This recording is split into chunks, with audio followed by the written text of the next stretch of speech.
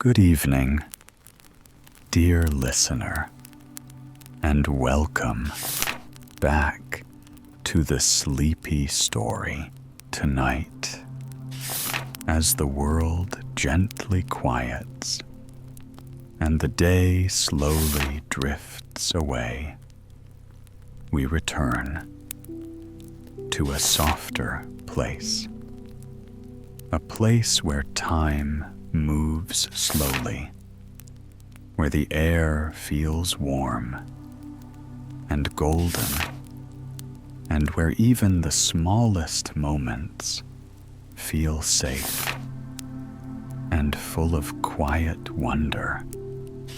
Somewhere deep within a peaceful forest, there is a winding path lined with tall trees, soft grass, and the faint hum of bees in the distance. And if you listen closely, you might hear the gentle footsteps of a small bear walking thoughtfully, with a head full of simple questions and a heart full of quiet kindness. This is a world where friendships are gentle, where adventures are small, and where nothing ever truly rushes. So now, wherever you are, let your body soften. Take a slow, deep breath and allow your thoughts to drift like clouds across a quiet sky. Because tonight, you are not just listening. You are arriving into the 100-acre wood, and as you settle deeper into rest, we begin. Winnie the Pooh by A. Milne. A story, gentle, warm, and perfect for sleep. Pooh. Chapter 1, in which we are introduced to Winnie the Pooh and some bees and the stories. Begin here is Edward Bear coming downstairs. Now bump, bump, bump on the back of his head behind Christopher Robin. It is as far as he knows the only way of coming downstairs. But sometimes he feels that there really is another way. If only he could stop bumping for a moment and think of it, and then he feels that perhaps there isn't. Anyhow, here he is at the bottom and ready to be introduced to you. Winnie the Pooh. When I first heard his name, I said, just as you were going to say, but I thought he was a boy. So did I, said Christopher Robin.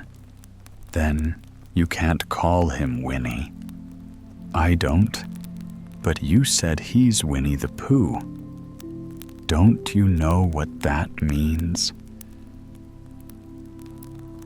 Do, I said quickly, and I hope you do too, 'cause it is all the explanation you're going to get sometimes when either Pooh likes a game of some sort, when he comes downstairs. Sometimes he likes to sit quietly in front of the fire and listen to a story. This evening, "What about a story?" said Christopher Robin. "What about a story?" I said. "Could you very sweetly tell Winnie the Pooh?" "One now." "I suppose I could." I said, "What sort of stories does he like about himself? 'Cause he's that sort of a bear?" "Oh, I see. So, could you very sweetly—" "I'll try," I said. So, I tried once upon a time, a very long time ago now, about last Friday, when either Pooh lived in a forest all by himself under the name of Sand. "What does under the name mean?" asked Christopher Robin. "It means he had the name over the door in gold letters and lived under it," I said. When N.E. the Pooh wasn't quite sure, said Christopher Robin. "Now I am," said a growly voice. "Then I will go on," said I. One day, when he was out walking, he came to an open place in the middle of the forest, and in the middle of this place was a large oak tree, and from the top of the tree there came a loud buzzing noise. When the Pooh sat down at the foot of the tree, put his head between his paws, and began to think. First of all, he said to himself, "That buzzing noise means something. You don't get a buzzing noise like that. Just buzzing and buzzing without its meaning. Something. If there's a buzzing noise, somebody's making a buzzing noise. And the only reason for making a buzzing noise that I know of is because you're a bee." Then he thought another long time and said, "And the only reason for being a bee that I know of is making honey." And then he got up and said, "And the only reason for making honey is so I can eat it." So he began to climb the tree. He climbed, and he climbed, and he climbed. And as he climbed, he sang a little song to himself. It went like this. Isn't it funny how a bear likes honey? Buzz, buzz, buzz. I wonder why he does. Then he climbed a little further, and a little further, and then just a little further. By that time, he had thought of another song. It's a very funny thought that if bears were bees, they'd build their nests at the bottom of trees. And that being so, if the bees were bears, we shouldn't have to climb up all these stairs. He was getting rather tired by this time, so that is why he sang a complaining song. He was nearly there now, and if he just stood on that branch crack. "Help," said Poe, as he dropped 10 feet on the branch below him. If only I hadn't, he said, as he bounced 20 feet onto the next branch. You see what I meant to do, he explained as he turned head over heels and crashed onto another branch 30 feet below. What I meant to do? Of course. It was rather, he admitted, as he slithered very quickly through the next 6 branches. It all comes, I suppose, he decided, as he said goodbye to the last branch, spun round 3 times, and flew gracefully into a gore bush. It all comes from liking honey so much. Oh, help. He crawled out of the G bush, brushed the prickles from his nose, and began to think again. And the first person he thought of was Christopher. Robin was that, me said. Christopher. Robin, in a voice hardly daring to believe it. That was you, Christopher, Robin said.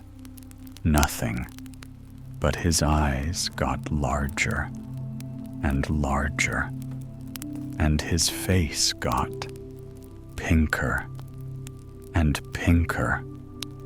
So Winnie the Pooh went round to his friend Christopher Robin, who lived behind a green door in another part of the forest. Good morning, Christopher Robin, he said.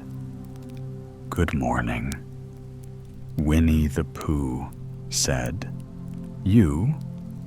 I wonder if you've got such a thing as a balloon about you. A balloon. Yes, I just said to myself, coming along, I wonder if Christopher Robin has such a thing as a balloon about him. I just said it to myself, thinking of balloons, and wondering, what do you want a balloon for? You? Said Winnie. The Pooh looked around to see that nobody was listening, put his poor W to his mouth, and said in a deep whisper, Honey, but you don't get honey with balloons. I do, said Pooh. Well, it just happened that you had been to a party the day before at the house of your friend, Piglet, and you had balloons at the party. You had a big green balloon, and one of Rabbit's relations had a big blue one. You had left it behind, being really too young to go to a party at all. And so you had brought the green one and the blue one home with you. Which one would you like? You asked Pooh.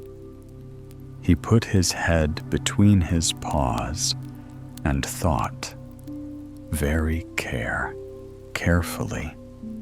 It is like this, he said, when you go after honey with a balloon. The great thing is not to let the bees know you're coming now if you have a green balloon. They might think you were only part of the tree and not notice you. And if you had a blue balloon, they might think you were only part of the sky and not notice you. And the question is, which is most likely? Wouldn't they notice you underneath the balloon? You asked they might, or they might not, said Winnie the Pooh. You never can tell with bees. He thought for a moment and said, I shall try to look like a small, small black cloud that will deceive them. Then you had better have the blue balloon, you said. And so it was decided, while you both went out with the blue balloon, and Winnie the Pooh went to a very muddy place that he knew of, and rolled until he was black all over. And then, when the balloon was blown up, as big, and you and Pooh were both holding on to the string, you let go suddenly, and Pooh Bear floated gracefully up into the sky and stayed there, level with the top of the tree and about 20 feet away from it. Hooray, you said. Isn't that fine? Called Winnie the Pooh? Down to you? What do I look like? You look like a bear holding on to a balloon. You said. Not, said Pooh anxiously. Not like a small black cloud in a blue sky. Not very much. Much. Oh, well, perhaps from up here it looks different. And as I say, you never can tell. With bees, there was no wind to blow him nearer to the tree. So there he stayed. He could see the honey. He could smell the honey, but he couldn't quite reach the honey. After a little while, he called down to you. Christopher. Robin, he said in a loud whisper. Hello, you answered. I think the bees suspect something. What sort of thing? I don't know, but something tells me they're suspicious. Perhaps they think that you're after their honey. It may be that you never can tell. With bees, there was another little silence, and then he called down to you again. Christopher. Robin. Yes. Have you an umbrella in your house? I think so. I wish you would bring it out here and walk up and down with it and look up at me every now and then and say, Tut tut, it looks like rain. I think if you did that, it would help the deception which we are practicing on these bees. Well, you laughed to yourself, silly old bear, but you didn't say it aloud because you were so fond of him, and you went home for your umbrella. Oh, there you are, called down, Winnie the Pooh. As soon as you got back to the tree, I was beginning to get anxious. I have discovered that the bees are now definitely suspicious. Shall I put my umbrella up? You said. Yes, but wait a moment. We must be practical. The important bee to deceive is the queen bee. Can you see which is the queen bee from down there? No? A pity?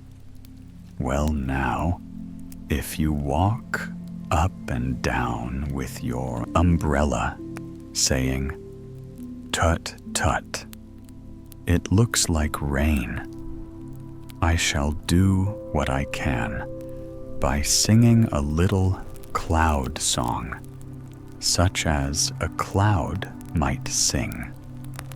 So while you walked up and down and wondered if it would rain, when the Pooh sang this song, how sweet to be a cloud floating in the blue. Every little cloud always sings aloud. How sweet to be a cloud floating in the blue. It makes him very proud to be a little cloud. The bees were still buzzing as suspiciously as ever. Some of them, indeed, left their nests and flew all around the cloud as it began the second verse of this song. And one bee sat down on the nose of the cloud for a moment, and then got up again. Christopher Robin called out the cloud, "Yes, I've just been thinking, and I have come to a very important decision. These are the wrong sorts of bees. Are they quite the wrong sort? So I should think they would make the wrong sort of honey. Shouldn't you? Would they? Yes. So I think I shall come down. How asked you?" When he, the Pooh, hadn't thought about this. If he let go of the string, he would fall, bump, and he didn't like the idea of that. So he thought for a long time, and then he said, "Christopher Robin, you must pop the balloon with a rock. Have you got a rock?" "Of course I have," you said. "But if I do that, it will spoil the balloon," you said. "But if you don't," said Pooh, "I shall have to let go, and that would spoil me." When he put it like this, you saw how it was, and you aimed very carefully at the balloon and tossed a rock. "Ow," said Pooh. "Did I miss you?" asked. "You didn't exactly miss," said Pooh, "but you missed the balloon." "I'm so sorry," you said, and you tossed another one.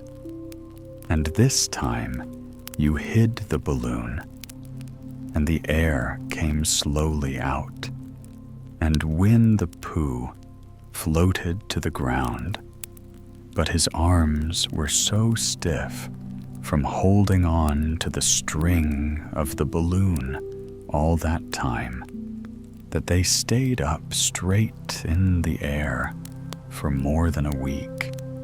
And whenever a fly came and settled on his nose, he had to blow it off. And I think, but I'm not sure, but that was why he was always called Pooh. "Is that the end of the story?" asked Christopher Robin. Well, that's the end of that one. There are others about Pooh and me and Piglet and Rabbit and all of you. Don't you remember? I do remember. Then when I try to remember, I forget that day when Pooh and Piglet tried to catch the Hume. They didn't catch it, did they? No, Pooh couldn't because he hasn't any brain. Did I catch it?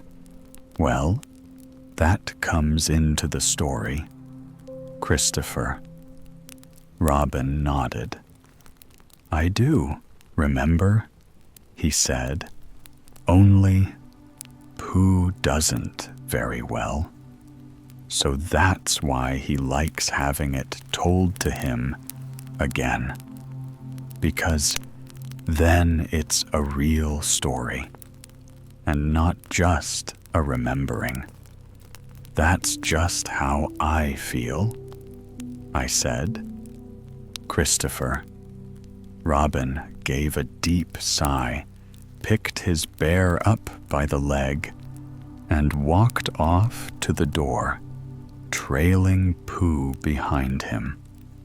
At the door, he turned and said, "Coming to help me draw my bath."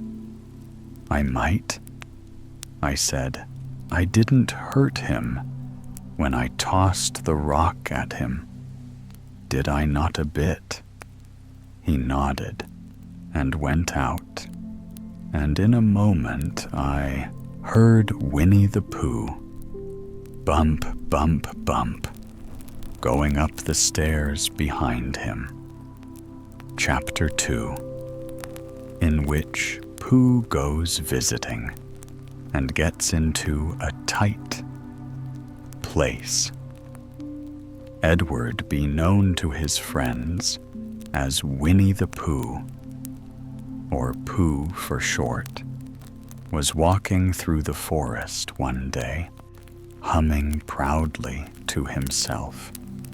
He had made up a little hum that very morning as he was doing his stoutness exercises in front of the glass, tra-la-la, tra-la-la, as he stretched up as high as he could go, and then tiar-la-la, tra-la laugh as he tried to reach his toes. After breakfast, he had said it over and over to himself until he had learned it off by heart, and now he was humming it right through. Properly, it went like this: tra-la-la-tiar, la-la-ti-ar, la-la-tar, la-la-ir-ti-ti-tit, little to little to little to little, rum-tum-tum-tid. Lum. Well, he was humming this hum to himself and walking along happily, wondering what everybody else was doing and what it felt like being somebody else, when suddenly he came to a sandy bank, and in the bank was a large hole. "Aha," said Pooh, rum, tum, tid, lum, tum. If I know anything about anything, that hole means rabbit, he said, and rabbit means company, he said, and company means food, and listening to me, humming, and such like, rum, tum, tum, tum. So he bent down, put his hand into the hole, and called out, "Is anybody at home?" There was a sudden scuffling noise from inside the hall, and then silence. What I said was, "Is anybody at home?" called out. "Pooh." "No," said a voice, and then added, "You needn't shout so loud. I heard you quite well the first time." "Bother," said Pooh. "Isn't there anybody here at all?" "Nobody." Winnie the Pooh took his head out of the hole and thought for a little. And he thought to himself, "Self, there must be somebody there, because somebody must have said nobody." So he put his head back in the hole and said, "Hello, Rabbit. Isn't that you?" "No," said Rabbit, in a different sort of voice this time. "But isn't that Rabbit's voice?" I don't think so," said Rabbit. "It isn't meant to be." Pooh. He took his head out of the hole and had another think, and then he put it back and said, "Well, could you very kindly tell me where Rabbit is? He has gone to see his friend Po Bear, who is a great friend of his." "But this is me," said Bear, very much surprised. "What sort of me?" asked Rabbit. "Pooh Bear, are you sure?" said Rabbit, still more surprised. Quite sure," said Pooh. "Oh, well then, come in." So Pooh pushed and pushed and pushed his way through the hole, and at last he got in. "You were quite right," said Rabbit, looking at him all over. "It is you? Glad to see you. Who did you think it was?" "Well, I wasn't sure. You know how it is in the forest. One can't have anybody coming into one's house. One has to be careful. What about a mouthful of something?"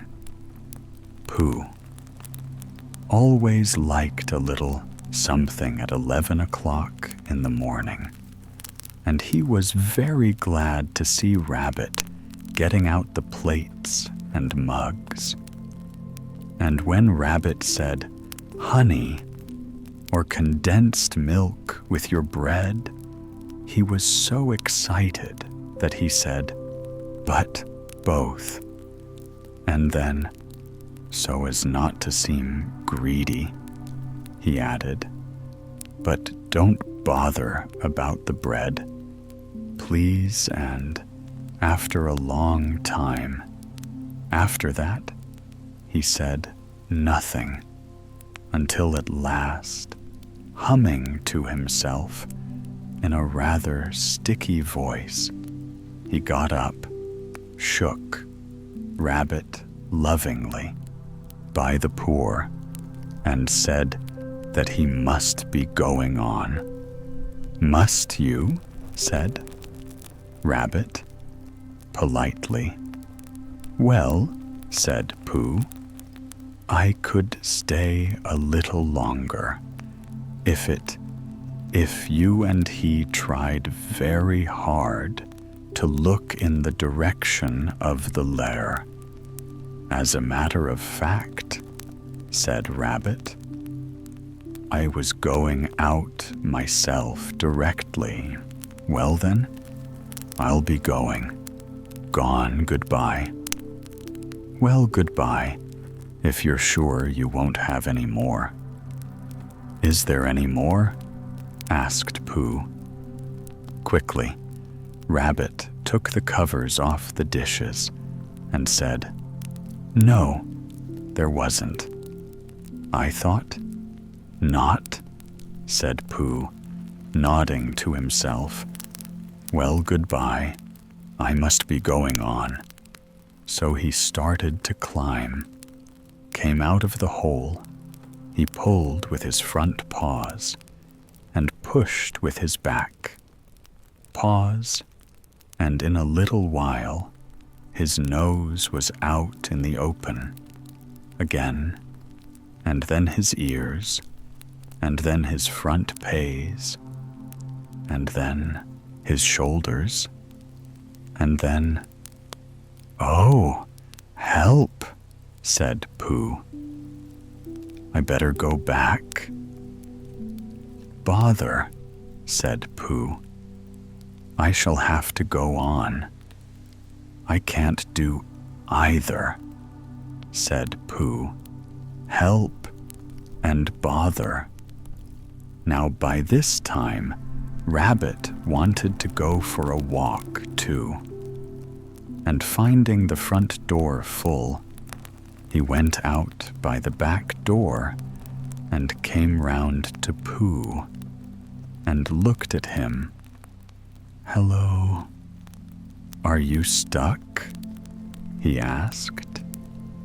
"Oh," said Pooh carelessly, "just resting and thinking and humming to myself." "Here, give us a P.O., said Rabbit. Pooh Bear stretched out a pow, and Rabbit pulled and pulled and pulled. "Ow!" cried Pooh. "You're hurting." "The fact is," said Rabbit, "you're stuck." "It all comes," said Pooh crossly, "I've not having front doors big enough."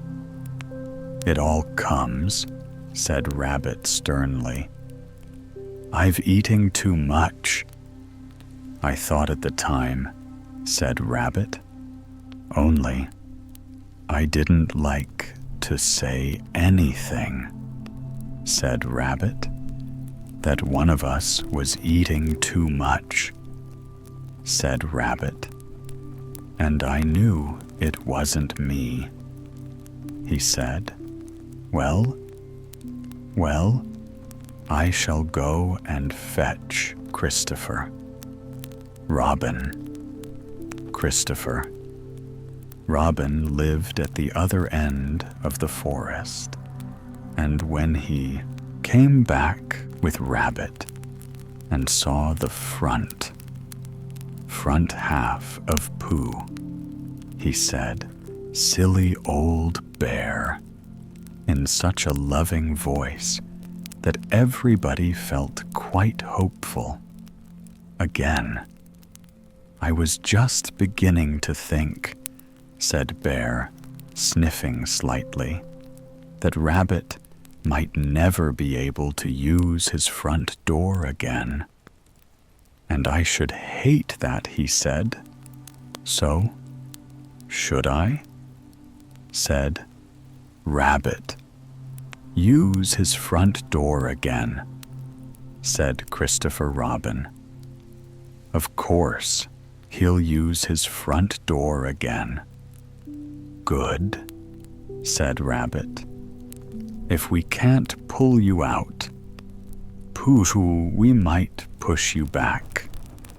Rabbit scratched his whiskers thoughtfully and pointed out that when once Pooh was pushed back, he was back. And of course, nobody was more glad to see Pooh than he was still there. It was some lived in trees, and some lived underground. "You mean, I'd never get out?" said Pooh. "I mean," said Rabbit, "that having got so far, it seems a pity to waste it." Christopher Robin nodded. "Then there's only one thing to be done," he said. "We shall have to wait for you to get thin again." "How long does getting thin take?" asked Pooh anxiously. "About a week, I should think. But I can't stay here for a week." "You can stay here, all right, silly old bear. It's getting you out, which is so difficult." "We'll read to you," said Rabbit cheerfully. "And I hope it won't snow," he added. "And I say, old fellow, you're taking up a good deal of room in my house. Do mind if I use your back legs as a towel horse? Because, I mean, there they are, doing nothing. It would be very convenient just to hang the towels on them."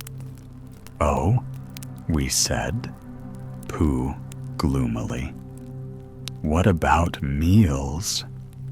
"I'm afraid no meals," said Christopher Robin, "because of getting thin quicker. But we will read to you."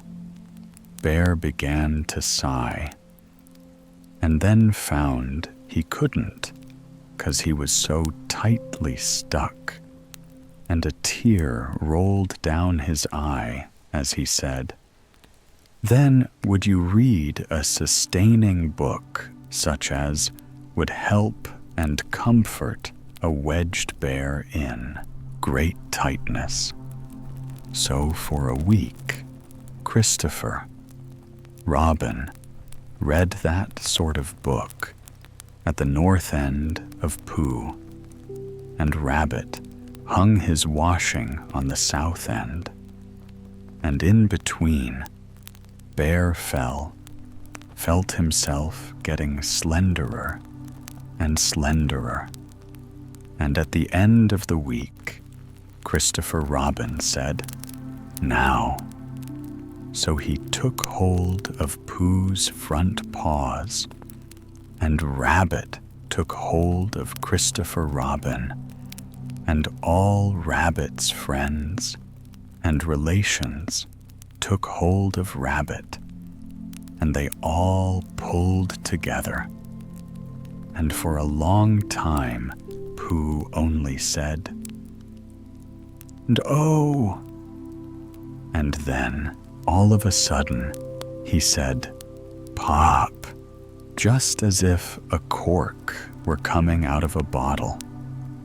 And Christopher Robin and Rabbit, and all Rabbit's friends and relations, went head over heels, backwards, and on top of them came Winnie the Pooh. So with a nod of thanks to his friends, he went on with his walk through the forest, humming proudly to himself. But Christopher Robin looked after him lovingly and said to himself, "Silly old bear."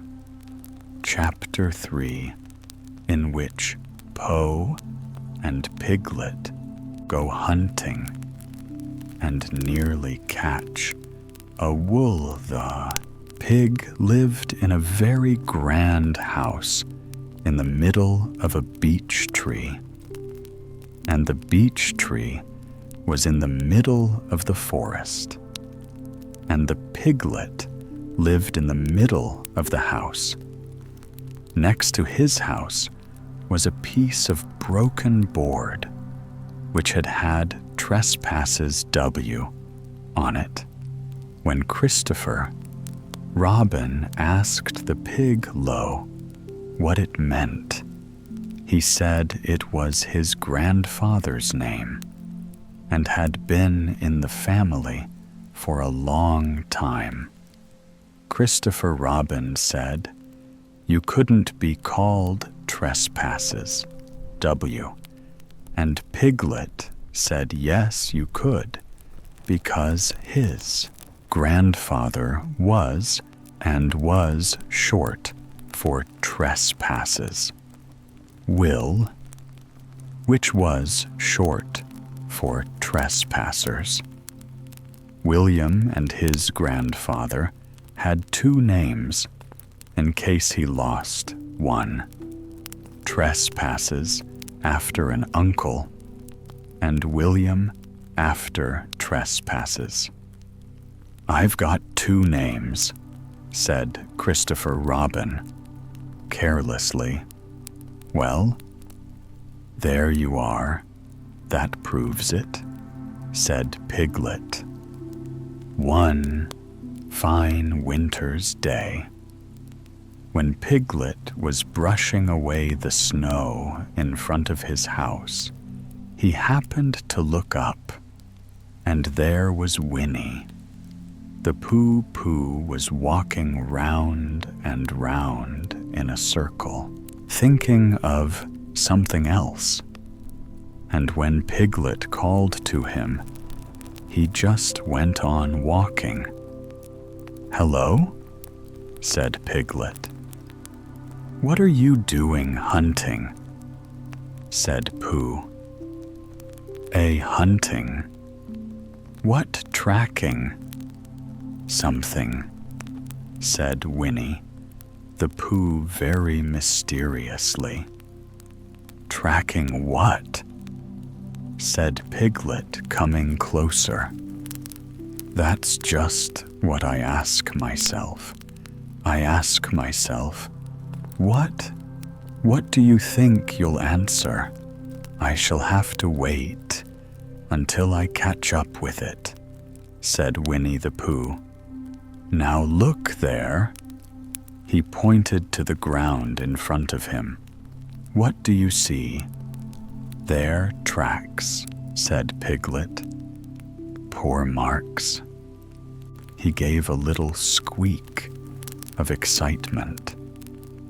"Oh, Pooh, do you think it's a wool?" "It may be," said Pooh. "Sometimes it is, sometimes it isn't. You never can't tell with poor marks." With these few words, he went on, tracking, and Piglet, after watching him for a minute or two, ran after him whining.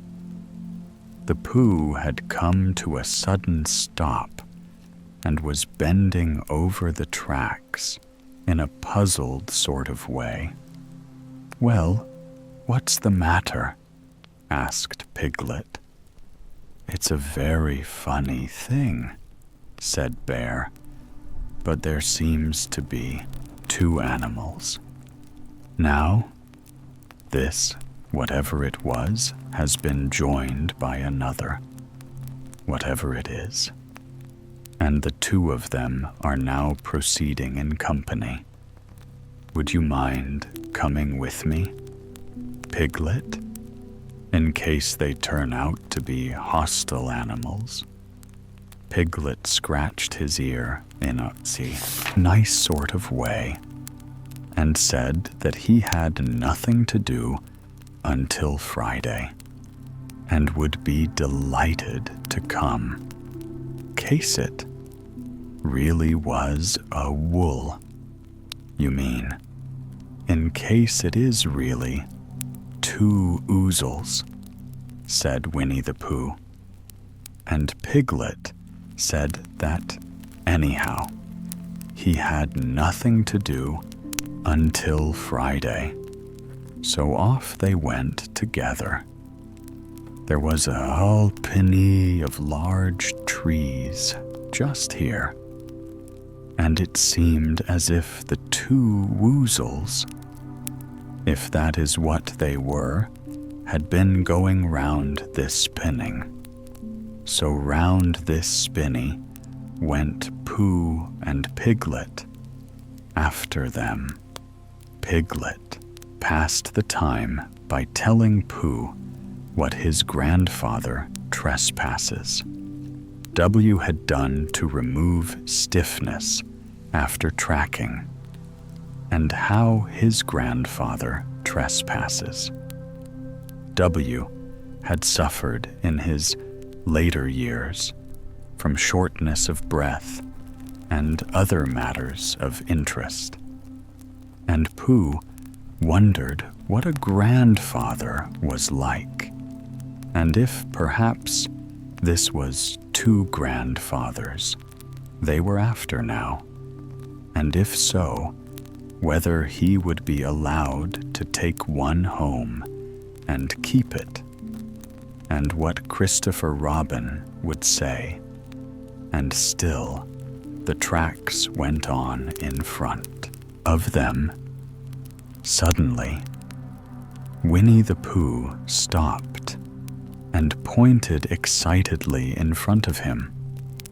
"Look what," said Pidget, with a jump, and then, to show that he hadn't been frightened, he jumped up and down, once or twice more, in an exercising sort of a way.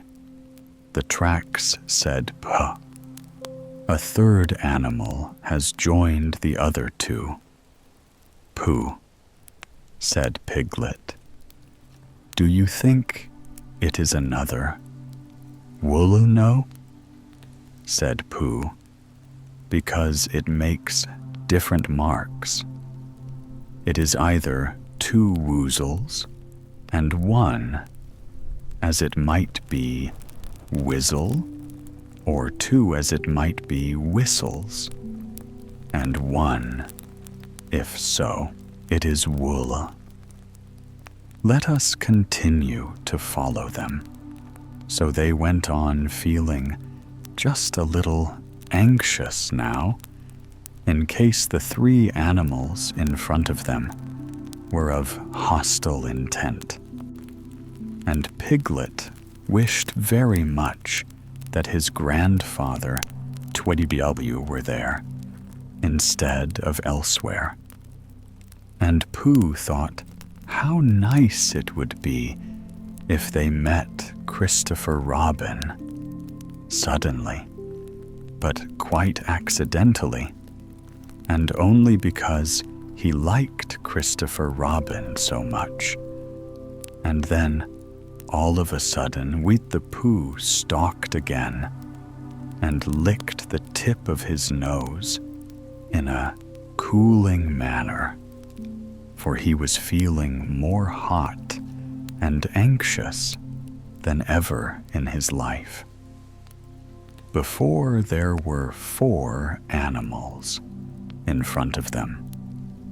Do you see? Piglet, look at their tracks. 3, as it were, woozles, and 1 as it was Whizzle. Another wool has joined them, and so it seemed to be.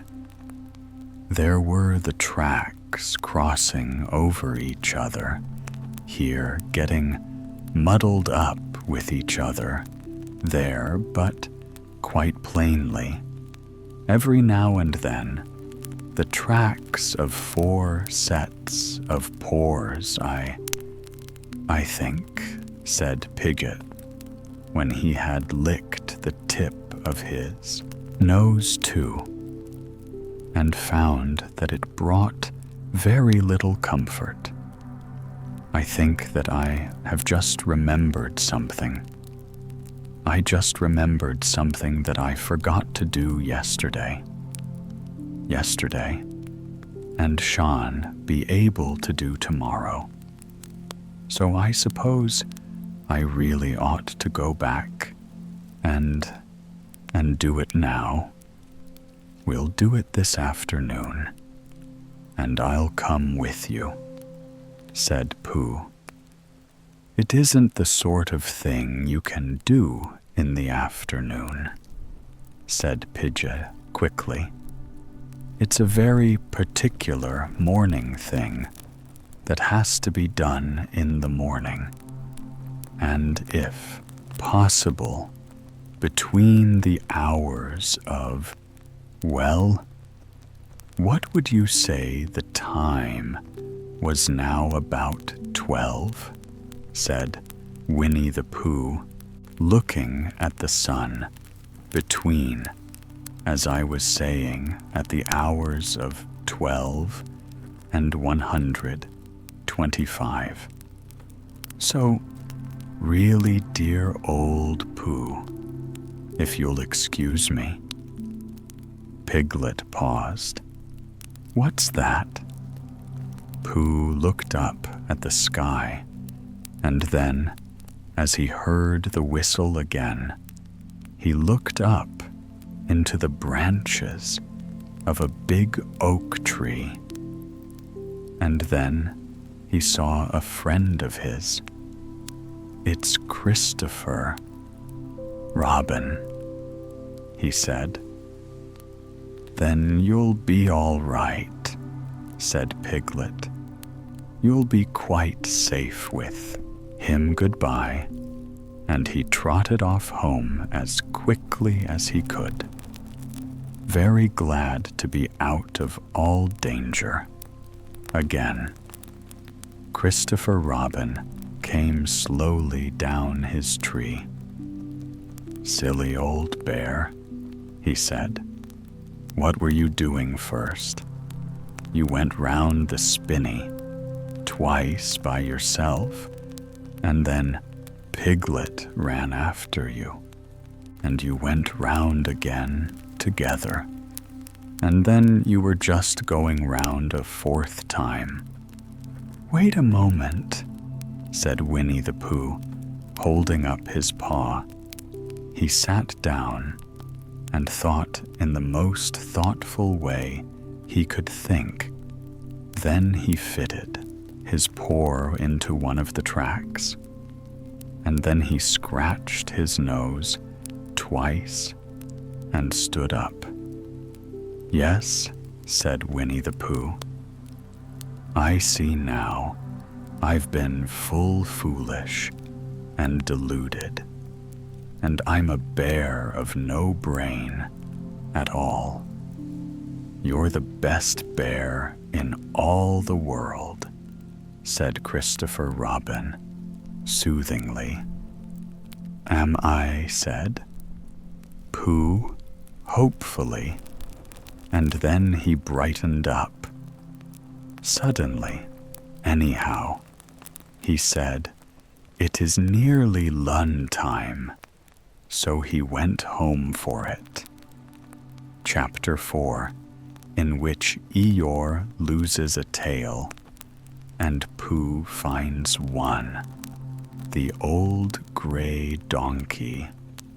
Eeyore stood by himself in a thistly corner of the forest, his front feet well apart, his head on one side, and thought about things.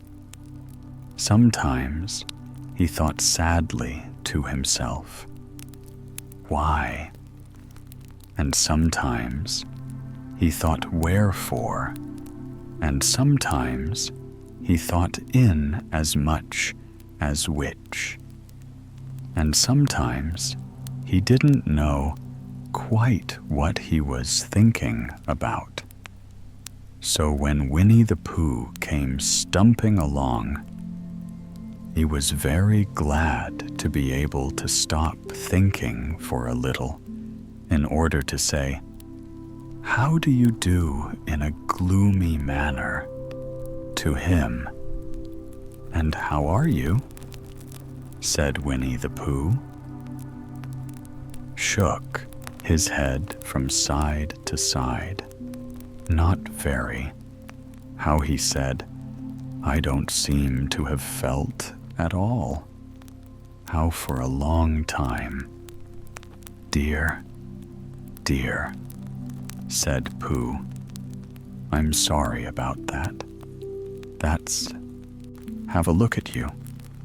So he all stood there, gazing sadly at the ground. And Winnie the Pooh walked all around him once. "Why, what's happened to your tail?" he said, in surprise. "What has happened to it?" said E. "It isn't there," said Pooh. "Are you sure? Well, either their tail is there or it isn't there. You can't make a mistake about it. And yours isn't there. Then what is asked?" "A nothing," said Pooh. "Let's have a look," said E, and he turned slowly round to the place where his tail had been a little while ago, and then, finding that he couldn't catch it up, he turned around the other way until he came back to where he was at first. Then he put his head down and looked between his front legs, and at last he said, with a long, sad sigh, "I believe you're right." "Of course I'm right," said Pooh.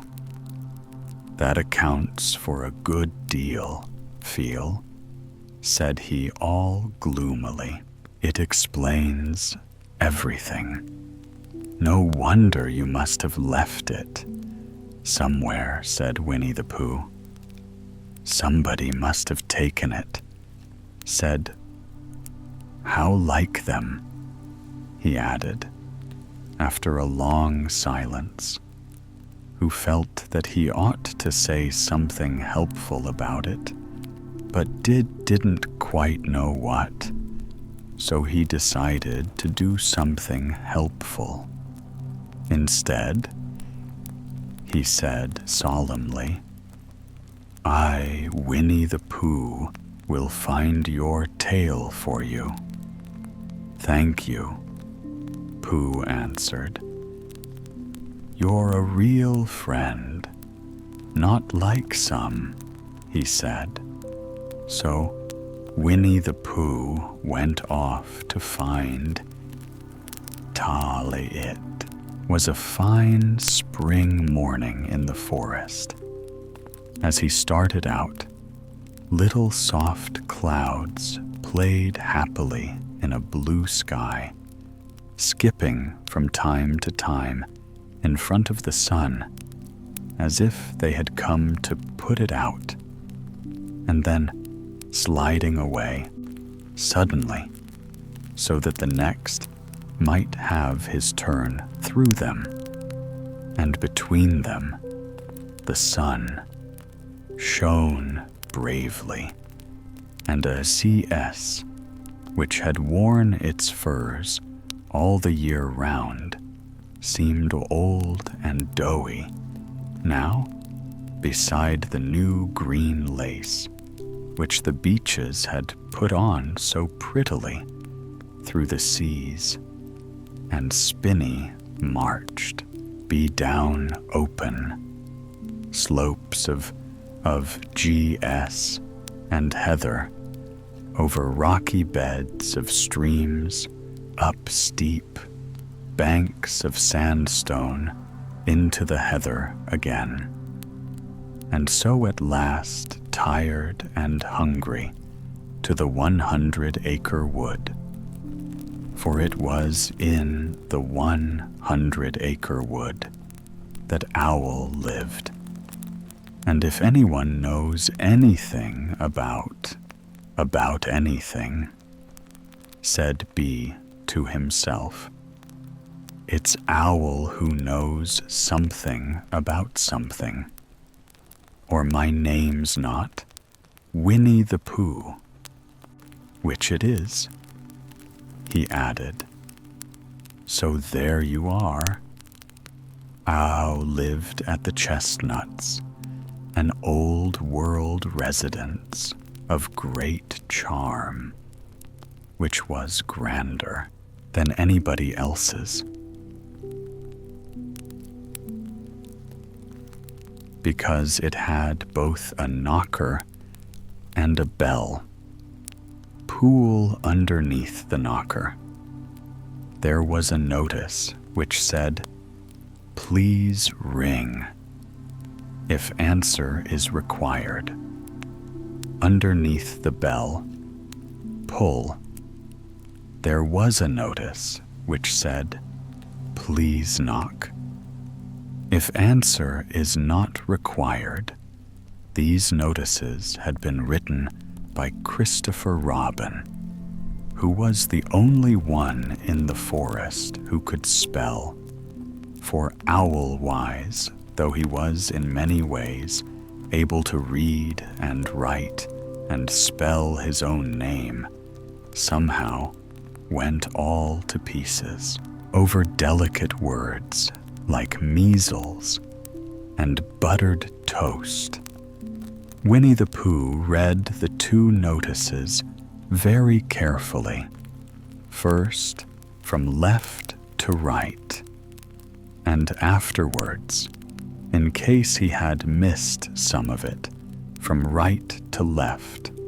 Then, to make quite sure, he knocked and pulled the knocker, and he pulled and knocked the bell rope, and he called out in a very clear voice, I require an answer. It's Bear speaking." And the door opened, and Owl looked out. "Hello, Pooh," he said. "How's things terrible and sad?" said Pooh, "because who was a friend of mine, has lost his tail, and he's moping about it. So, could you very kindly tell me how to find it for him?" "Well," said Owl, "the customary procedure in such cases is as follows. What does crusty money proceed cake mean?" said Pooh. "For I am a bear of very little brain, and long words bother me. It means the thing to do, as long as it means that I don't mind," said Pooh humbly. "The thing to do is as follows. First, issue a reward." "Just a moment," said Pooh, holding up his pow. "What do we do to this?" "What were you saying?" "You sneezed, just as you were going to tell me." "I didn't sneeze." "Yes, you did." "I'll excuse me." "Pooh, I didn't. You can't sneeze without knowing it." "Well, you can't know it without something having been sneezed. What I said was first issue a reward." "You're doing it again," said Pooh sadly. "A reward," said Owl. "Again. We write a notice to say that we will give a large something to anybody who finds your tail." I see," said Pooh, nodding his head. "Talking about large somethings," he went on dreamily. "I generally have a small something right about now, about this time in the morning. And he looked wistfully at the cupboard in the corner of Owl's parlor. Just a mouthful of condensed milk, or whatnot perhaps, and lick of honey. Well, then, said Owl, we write out this notice, and we put it up all over the forest. Lick of honey, said Bar to himself, or not, as the case may be, and he gave a deep sigh and tried very hard to listen to what Owl was saying. But How went on and on, using longer and longer words, until at last he came back to where he started, and he explained that the person to write out this notice was Christopher Robin. It was he who wrote the wands on my front door for me. Did you see them? Pooh, for some time now. Pooh had been saying yes and no in turn, with his eyes shut, to the toe was saying, and having said yes, last time he said no, not at all. Now, without really knowing what Owl was talking about. Didn't you see them? Said Owl, a little surprised. Come and look at them now. So they went outside, and Pooh looked at the knocker and the notice below it, and he looked at the bell rope and the notice below in, and the more he looked at the bell robe, the more he felt that he had seen something like it somewhere else, sometime before. Handsome bell rope. Isn't it? Said Owl. Pooh nodded. It reminds me of something, he said, but I can't think what. Where did you get it? I just came across it in the forest. It was hanging over a bush, and I thought at first somebody lived there, so I rang it, and nothing happened.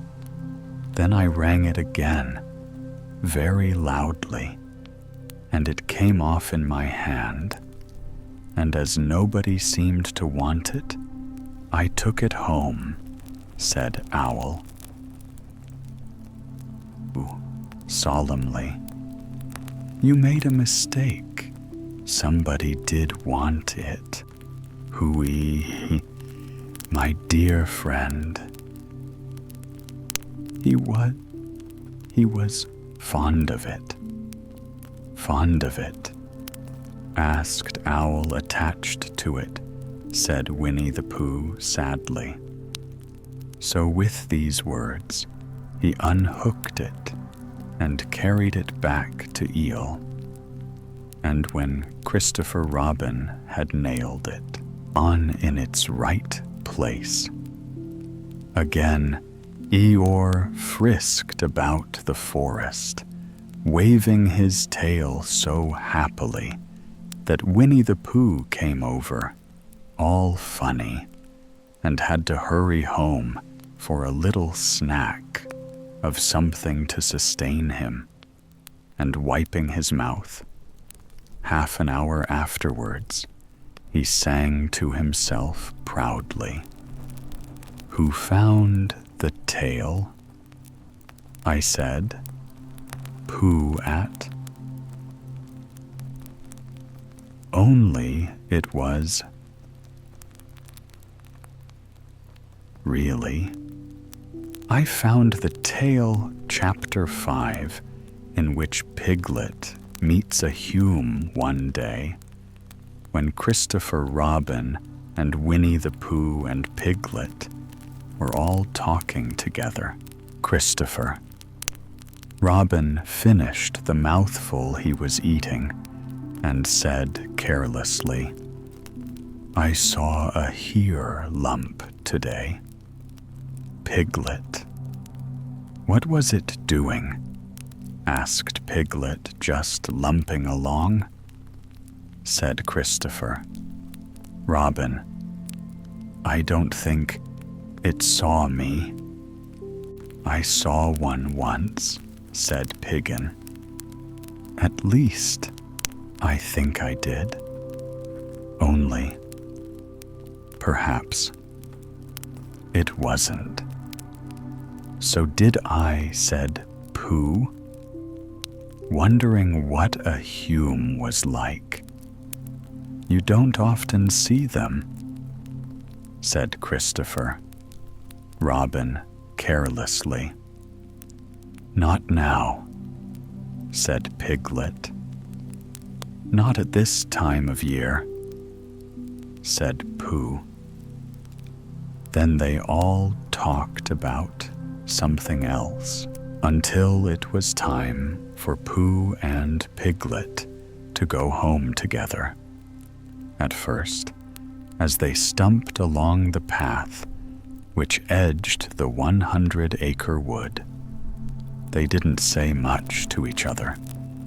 But when they came to a stream and had helped each other across the stepping stones and were able to walk side by side, again over the heather, they began to talk in a friendly way about this and that. And Piglet said, "If you see what I mean." Pooh, and Pooh said, "It's just what I think." Myself, Piglet and Piglet said. But on the other hand, Pooh, "We must remember." And Pooh said, "Quite true, Piglet," although I had forgotten it for the moment. And then, just as they came to the 6 pine trees, Pooh looked around to see that nobody else was listening, and said in a very solemn voice, "Piglet, I've decided something." "What have you decided, Pooh?" "I have decided to catch a Hume." Pooh nodded his head several times as he said this, and waited for Piglet to say how or who you couldn't, or something helpful of that sort. But Piglet said nothing. The fact was, Piglet was wishing that he had thought about it. First, "I shall do it," said Pooh, after waiting a little longer by means of a trap. "And it must be a cunning trap, so you will have to help me." "Piglet." "Pooh," said Piglet, feeling quite happy again. "Now I will." And then he said, "How shall we do it?" And Pooh said, "That's just it, how?" And then they sat down together to think it out. Pooh's first idea was that they should dig a very deep pit, and then the Hume would come along and fall into the pit. "Why," said Piglet. "Why what?" said Pooh. Why would he fall in? Pooh rubbed his nose with his paw and said that the hom might be walking along, humming a little song and looking up at the sky, wondering if it would rain. And so he wouldn't see the very deep pit until he was halfway down, when it would be too late. Piglet said that this was a very good trap, but supposing it were raining already?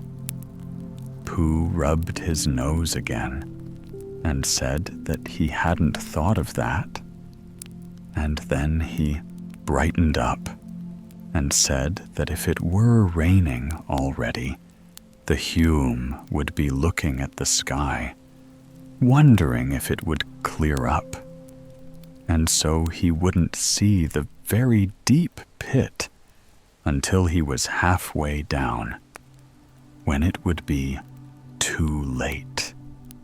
Piglet said. Now that his point had been explained, he thought it was a cunning trap. Pooh was very proud when he heard this, and he felt that the Hume was as good as C already. But there was just one other thing which had to be thought about, and it was this. Where should they dig the very deep pit?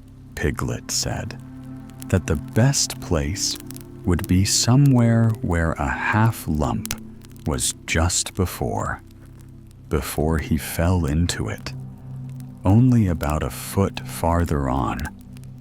But then he would see us digging it, said Pooh. Not if he was looking at the sky, said Piggin. He would suspect, said Pooh. If he happened to look down, he thought for a long time, and then added, sadly, it isn't as easy as I thought. I suppose that's why heffalumps hardly ever get caught. That must be it, said Piglin. They sighed and got up, and when they had taken a few gore prickles out of themselves, they sat down again. And all the time Pooh was saying to himself, if I could only think of something, for he felt sure that a very clever brain could catch a Hume. If only he knew the right way to go about it. Suppose, he said to Piglet, you wanted to catch me. How would you do it? Well, said Piglet, I should do it like this. I should make a trap, and I should put a jar of honey in the trap, and you would smell it, and you would go in after it, and I would go in after it, said Pooh excitedly, only very carefully, so as not to hurt myself, and I would get to the jar of honey, and I should lick around the edges. First of all, pretending that there wasn't any more, you know, and then I should walk away and think about it a little, and then I should come back and start licking the middle of the jar, and then, yes, well, never mind about that. There you would be, and there I should catch you now. The first thing to think of is what do he lumps? Like, I should think acorns, shouldn't you? we'll get a lot of them. I say, wake up, Pooh, who had gone into a happy dream, woke up with a start, and said that honey was a much more trappy thing than huckhorns. Piglet didn't think so, and they were just about to argue over it when Piglet remembered that if they put acorns in the trap, he would have to find the acorns. But if they put honey, then who would have to give up some of his own honey? So he said, "All right, honey." Then, just as Pooh remembered it too, and was going to say, "All right, hey corns, honey," said Piglet to himself in a thoughtful way, as if it were now settled.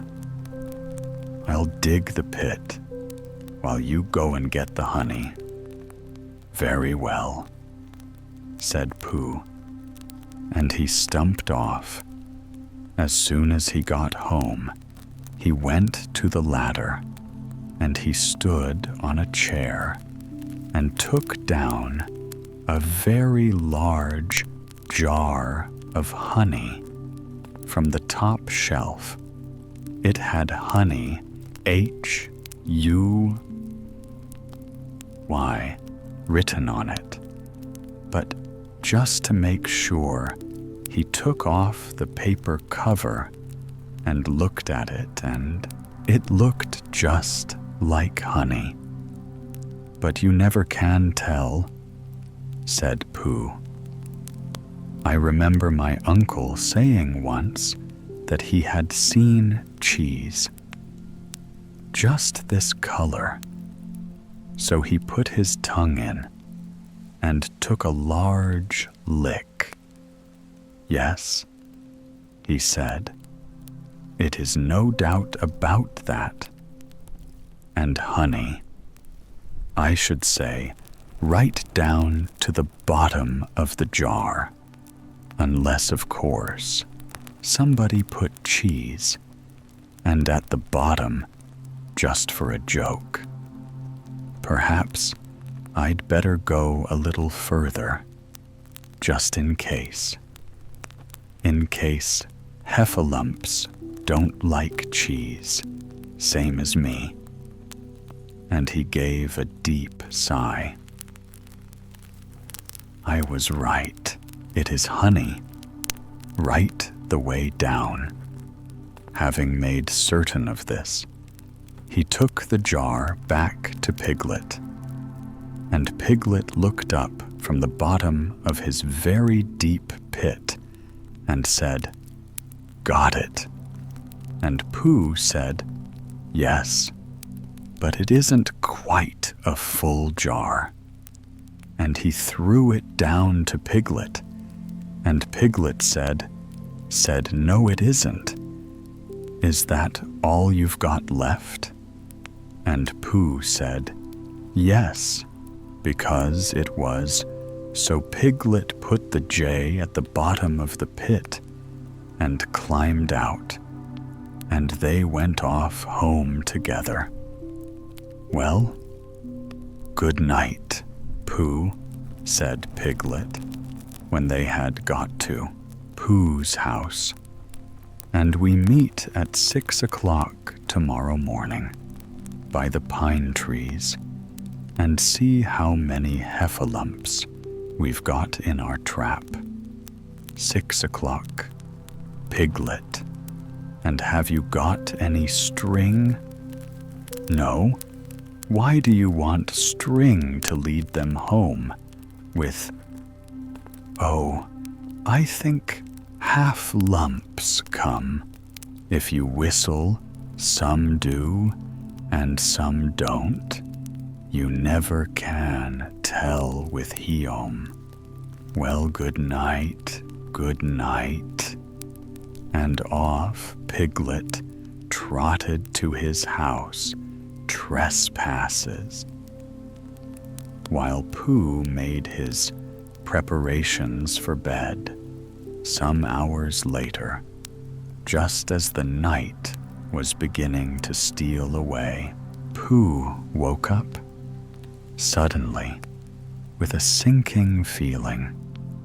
He had had that sinking feeling before, and he knew what it meant. He was hungry, so he went to the ladder, and he stood on a chair and reached up to the top shelf and found nothing.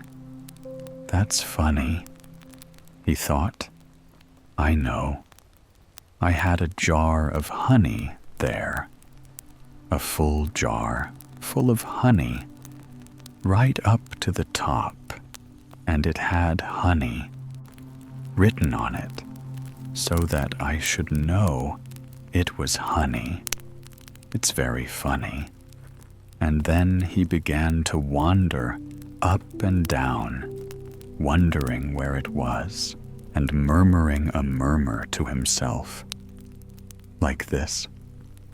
It's very, very funny, 'cause I know I had some honey, 'cause it had a label on saying, honey, Agalius, full up part 2, and I don't know where it's got to. No, I don't know where it's gone. Well, it's funny.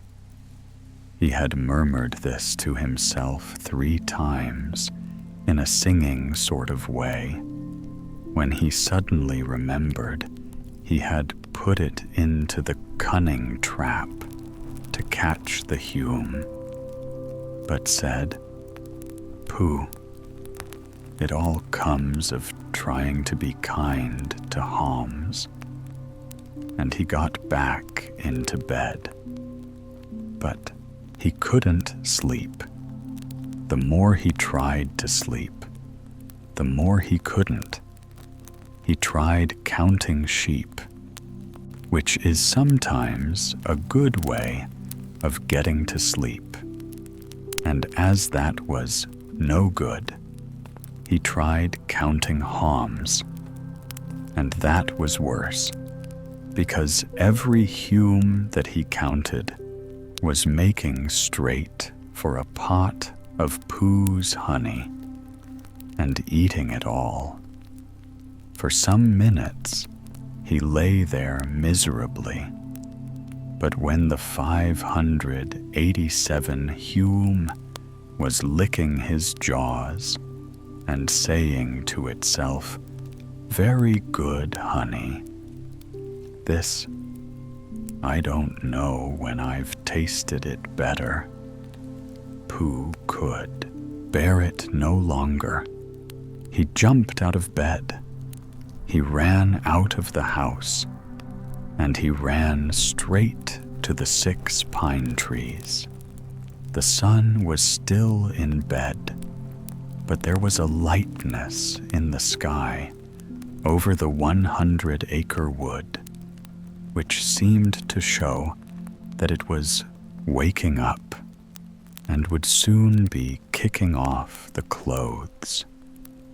In the half-light, the pine trees looked cold and lonely, and the very deep pit seemed deeper than it was, and Pooh's jar of honey at the bottom was something mysterious, a shape and no more.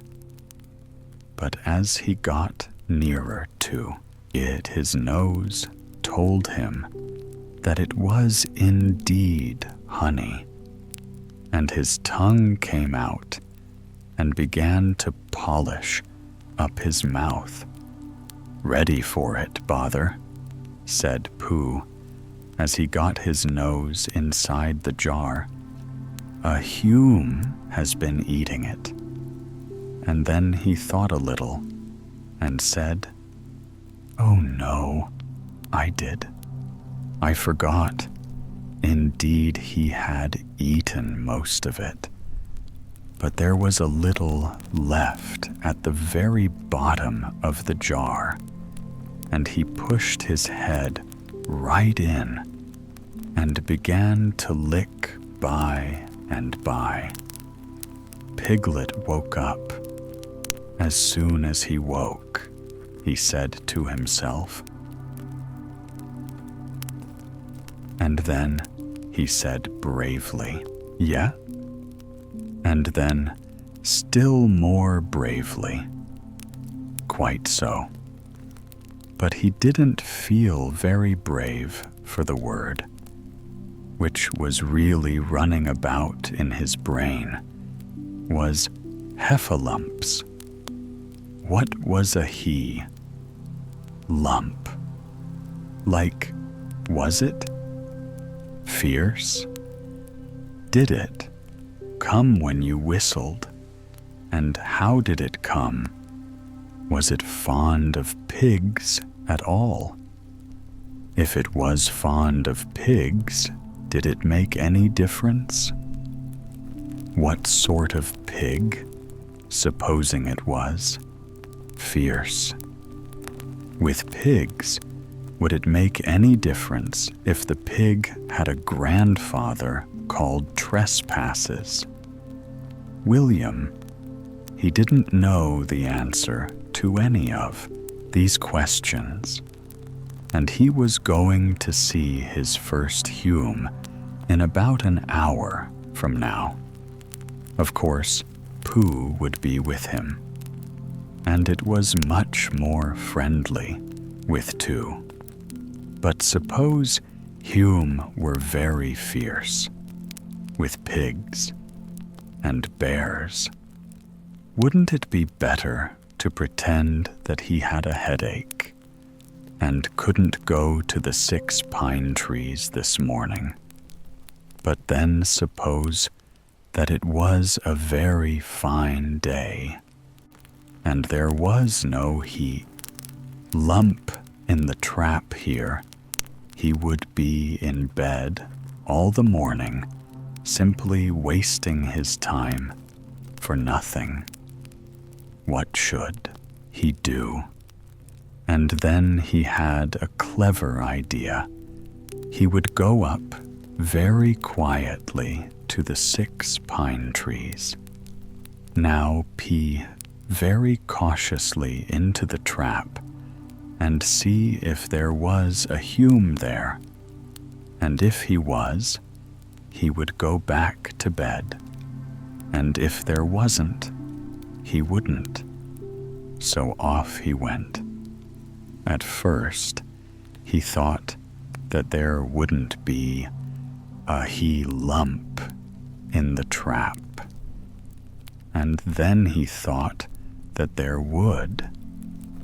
And as he got nearer, he was sure that there would, because he could hear it, he lumping about like anything.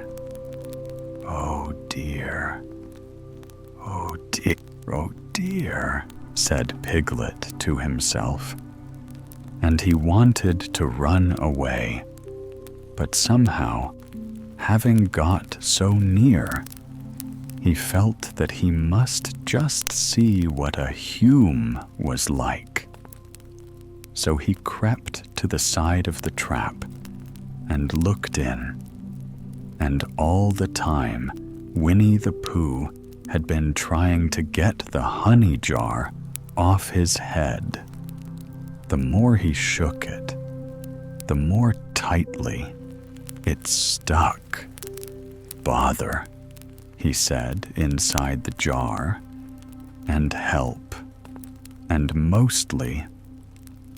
And he tried bumping it against things, but as he couldn't see what he was bumping it against, it didn't help him. And he tried to climb out of the trap bez, as he could see nothing but the jar. Not much of that, he couldn't find his way. So at last he lifted up his hand jar and all, and made a loud, roaring noise of sadness and despair. And it was at that moment that Piglet looked down. "Help! Help!" cried Piglet. A horrible heffalump, and he scampered off as hard as he could, still crying out, "Help! Help!" And he didn't stop crying and scampering until he got to Christopher Robin's house. "Whatever's the matter?" Piglet said. Christopher Robin, who was just getting up, have said, "Piglet, have a half lump." "Where up there?" said Pidget, waving his paw. "What did it look like?" "It had the biggest head you ever saw." Christopher Robin, a great, enormous thing.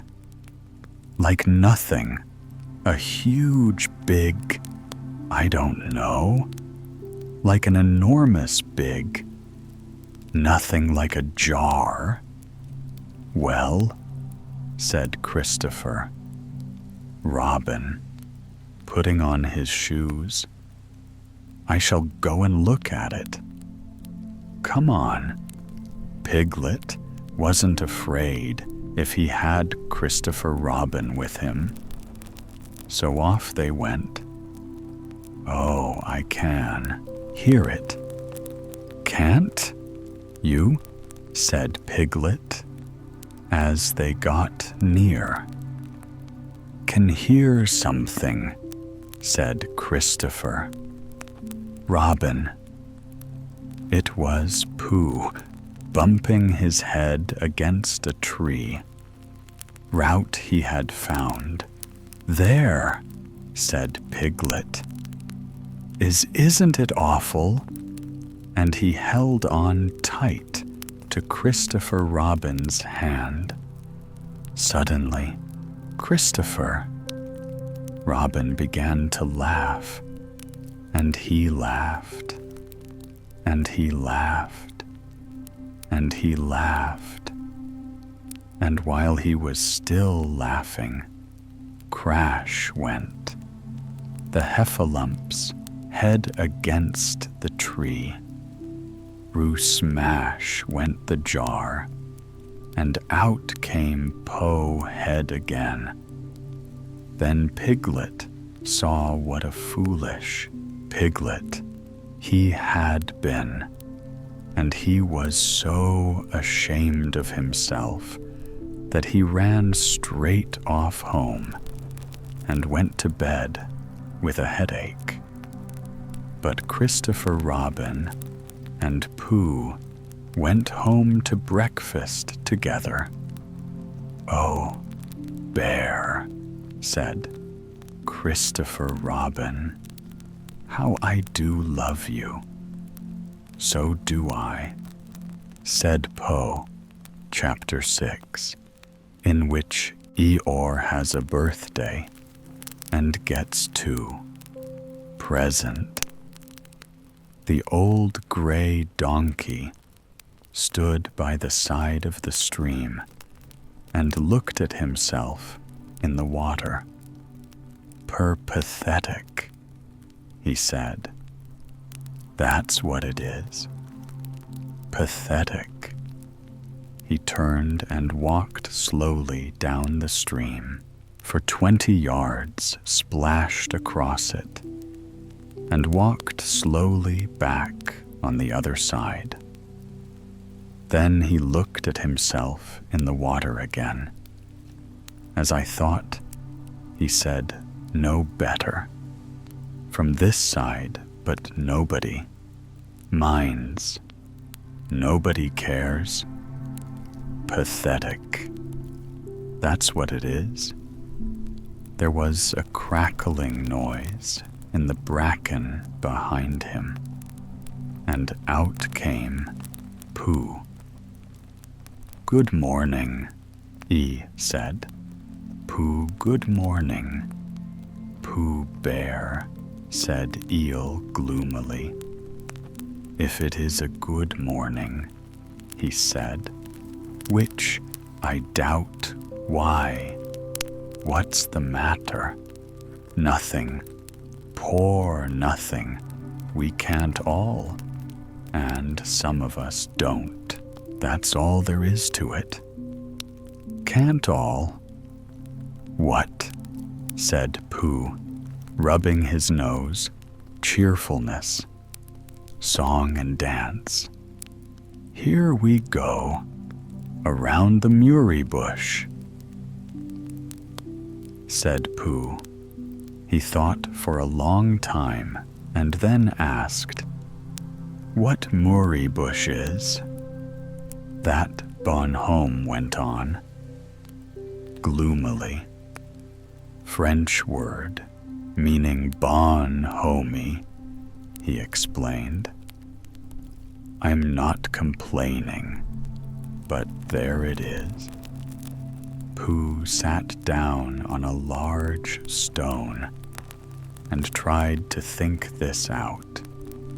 Sounded to him like a riddle, and he was never much good at riddles, being a bear of very little brain. So he sang Kotlin Pie instead. "Kotlin, Kotlin, Kotlin Pie, a fly can't bird, but a bird can fly.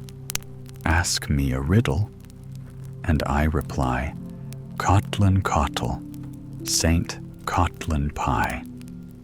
That was the first verse when he had finished it.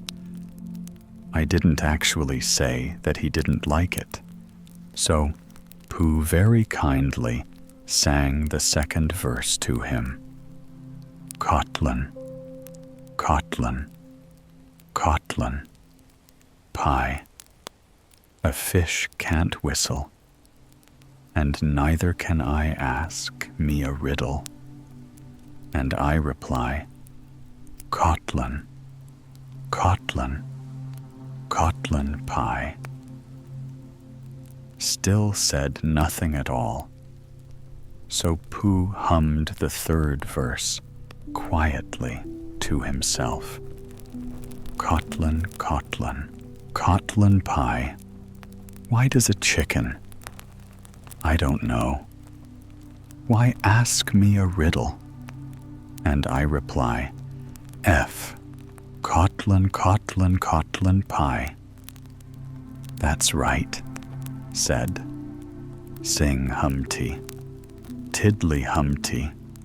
"To here we go, gathering nuts, and may enjoy yourself." "I am," said Pooh. Some can said, "Why, what's the matter?" "Matter?" asked Pooh. "Is anything the matter? You seem so sad." "Sad? Why should I be sad? It's my birthday, the happiest day of the year." "Your birthday?" said Pooh in great surprise. "Of course it is. Can't you see? Look at the presents I have." Had he waved a foot from side to side? "Look at the birthday cake, candles, and pink sugar." Pooh looked first to the right and then to the left. "Present," said Pooh. "Birthday cake. Where can't you see them?" "No," said Pooh. "Neither can I," said he. "It's just a joke," he explained, ha-ha, who scratched his head, being a little puzzled by all this. "But it is really your birthday?" he asked. "It is, oh well, Many happy returns of the day, E, and many happy returns to you. Poby, but it isn't my birthday. No, it's mine. But you said many happy returns. Well, why not? You don't always want to be miserable on my birthday, do you? Said Pooh. It's bad enough, said E, almost breaking down, being miserable myself. What with no present and no cake and no candles and no proper notice taken of me at all. But if everybody else is going to be miserable too, this was too much for Pooh. Stay there, he called to Eeyore as he turned and hurried back home as quick as he could, for he felt that he must get poor Eeyore a present of some sort at once, and he could always think of a proper one afterwards. Outside his house, he found Piglet jumping up and down, trying to reach the knocker. "Hello, Piglet," he said. "Oh, hello."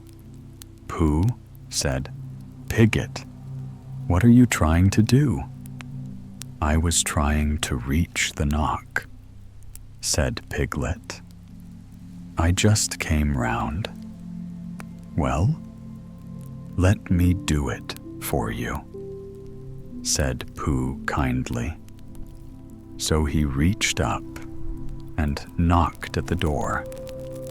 "I have just seen E," he began, "and poor Eeyore is in a very sad condition because it's his birthday, and nobody has taken any notice of it, and he's very gloomy. You know how E.O. is? And there he was, and oh dear, what a long time whoever lives here is answering this door." And he knocked again. But Pooh said, "Piglet, it's your own house?" "Oh," said Pooh, "so it is. Well, let's go in." So in they went. The first thing Pooh did was go to the cupboard to see if he had quite a small jar of honey left. And he had, so he took it down. "I'm giving this to E," he explained, "as a present. What are you going to give?" "Couldn't I give it too?" said Pidgeot. "From both of us?" "No," said Pooh. "That would not be a good plan." "All right. Then I'll give him a balloon. I've got one left from my party. I'll go and get it. Now, shall I? That Piglet is a very good idea.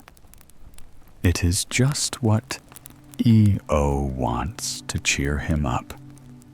Nobody can be uncheered with a balloon." So off Piglet trotted, and in the other direction went Pooh with his jar of honey. It was a warm day, and he had a long way to go. He hadn't got more than halfway when sort of funny feeling began to creep all over him. It began at the tip of his nose and trickled all through him and out at the S S of his feet. It was just as if somebody inside him were saying, "Now then, Pooh time for a little something." "Dear, dear," said Pooh. I didn't know it was as late as that, so he sat down and took the top off his jar of honey. "Lucky I brought this with me," he thought. Many a bear going out on a warm day like this would never have thought of bringing a little something with him. And he began to eat now. "Let me see," he thought, as he took his last lick of the inside of the jar. "Where was I going?" Yes, he got up slowly. And then, suddenly, he remembered he had eaten E.O.'s birthday present. "Bother," said Pooh. "What shall I do? I must give him something for a little while." He couldn't think of anything. Then he thought, well, it's a very nice part, even if there's no honey in it. And if I washed it clean and got somebody to write a happy birthday on it, could keep things in it which might be useful. So as he was passing the 100-acre wood, he went inside to call on Owl, who lived there. "Good morning, Owl," he said. "Good morning," Pooh said. "Many happy returns of E's birthday," said Pooh. "Is that what it is?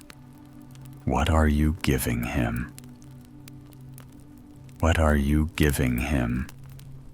"Pooh, I'm giving him a useful pot to keep things in." "Is this it?" said, taking it out of Pooh's paw. "Yes, and I wanted to ask you something. Somebody has been keeping honey in it," said Owl. "You can keep anything in it," said P earnestly. "It's very useful like that. And I wanted to ask you, you ought to write a happy birthday on it," said Owl. "That was just what I wanted to ask you," said Pooh, "because my spelling is wobbly. It's good spelling, but it wobbles, and the letters get in the wrong places. Would you write a happy birthday on it for me?" "It's a nice pot," said Owl, looking at it all around. "Couldn't I give it too? From both of us?" "No," said Pooh. "That would not be a good plan. Now, I'll just wash it first, and then you can write on it." Well, he washed the pot out and dried it, while Owl lit the end of his pencil and wondered how to spell birthday. "Can you read Pooh?" he asked a little anxiously. "There's a notice about knocking and ringing outside my door, which Christopher Robin wrote. Could you read it?" Christopher Robin told me what had said, And then I could said, Pooh. Well, I'll tell you what it says, and then you'll be able to. So Owl wrote. And this is what he wrote. Hippie, happy day. Pooh looked on admiringly. I'm just saying. A happy birthday, said Owl carelessly. It's a nice long one, said Po, very much impressed by it. Well, actually, of course, I'm saying a very happy birthday. With love from Pooh. Naturally, it takes up a good deal of pencil to say a very long thing like that. Oh, I see, said Pooh. While all this was happening, Piglet had gone back to his own house to get E's balloon. He held it very tightly against himself so that it wouldn't blow away. And then he ran as fast as he could so as to get to Eel before Pooh did for. He thought that he would like to be the first one to give a present, just as if he had thought of it without being told by anybody, and running along and thinking how pleased E would be. He didn't look where he was going, and suddenly he put his foot in a rabbit hole and fell down flat on his face. Piglet lay there, wondering what had happened. At first he thought that the whole world had blown up. Then he thought that perhaps only the forest part of it had. And then he thought that perhaps only he had had. And he was now alone in the moon or somewhere, and would never see Christopher Robin or Pooh or Eeyore again. And then he thought, well, even if I'm in the moon, I needn't be face downwards all the time. And so he got up cautiously and looked about him. He was still in the forest. That's funny, he thought. I wonder what that bang was.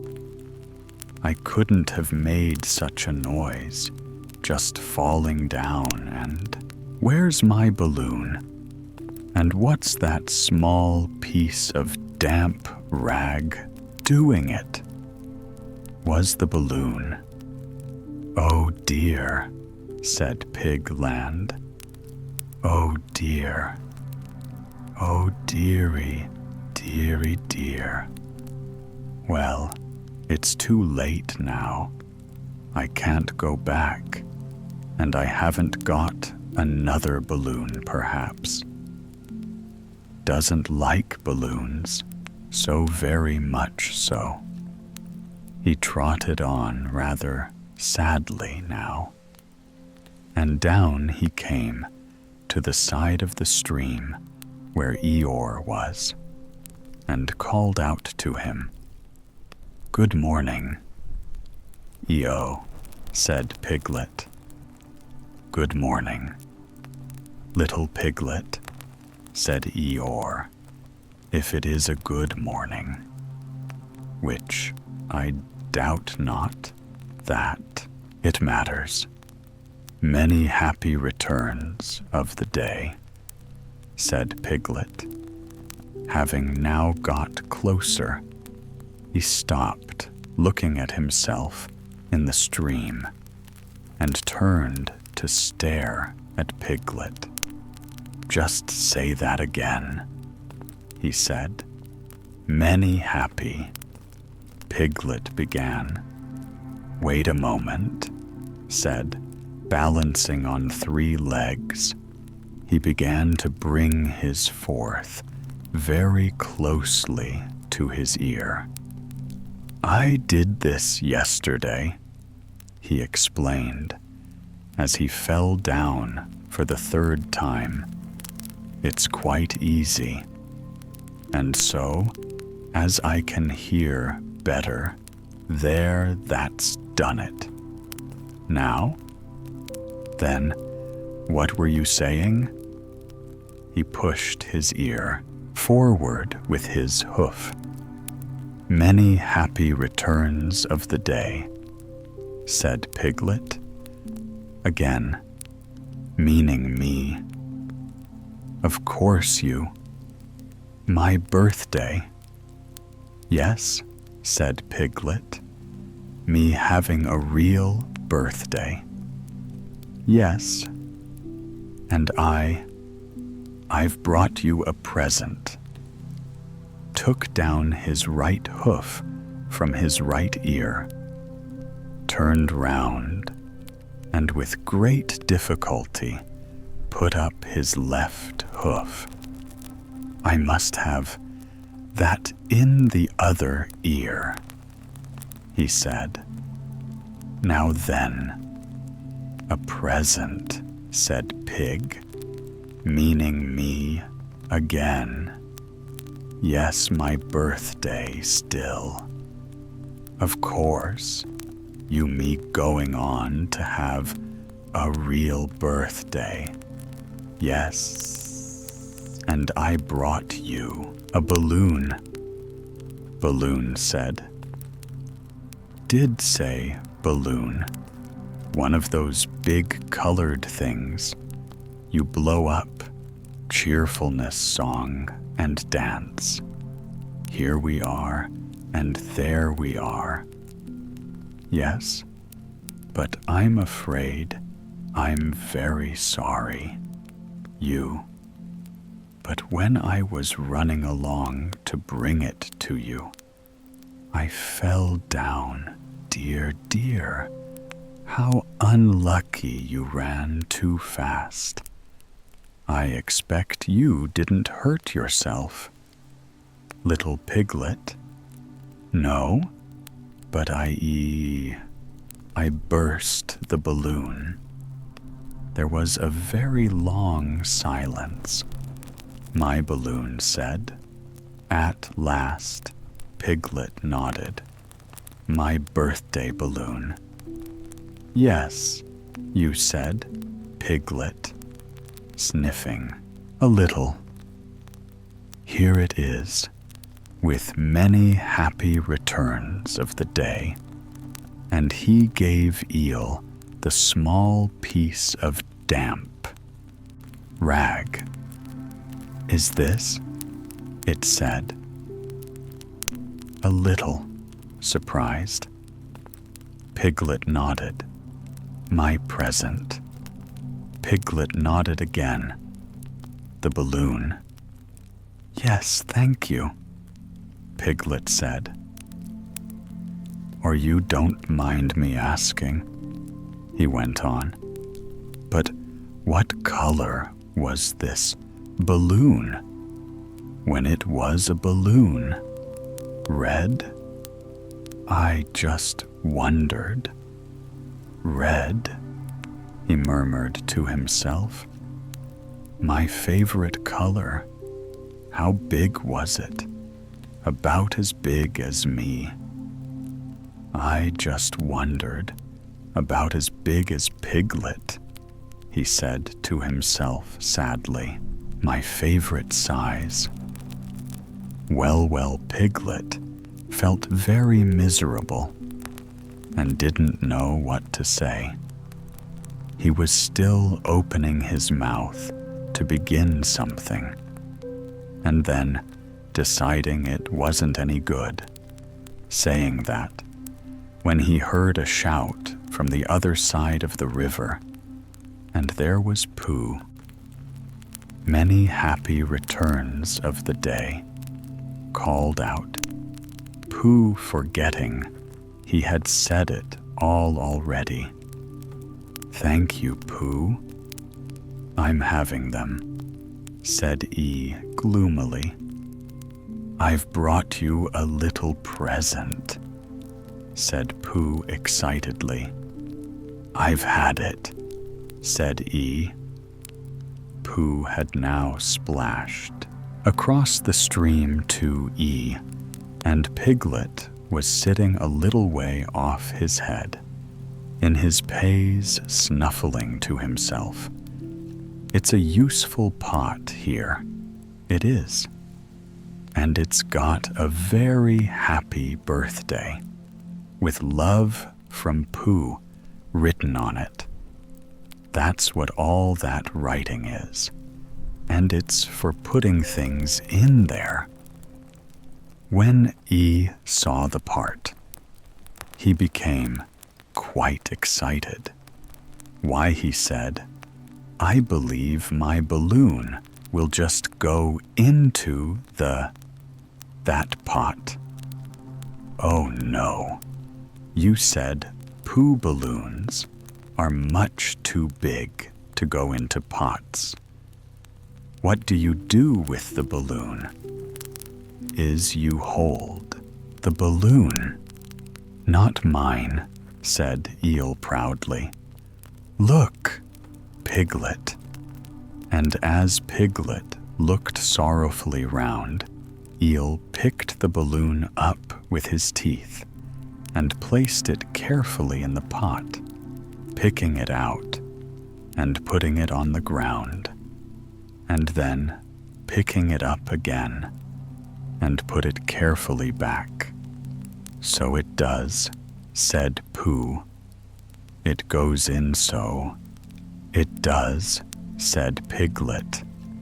"And it comes out, doesn't it?" said E. "It goes in and out like anything."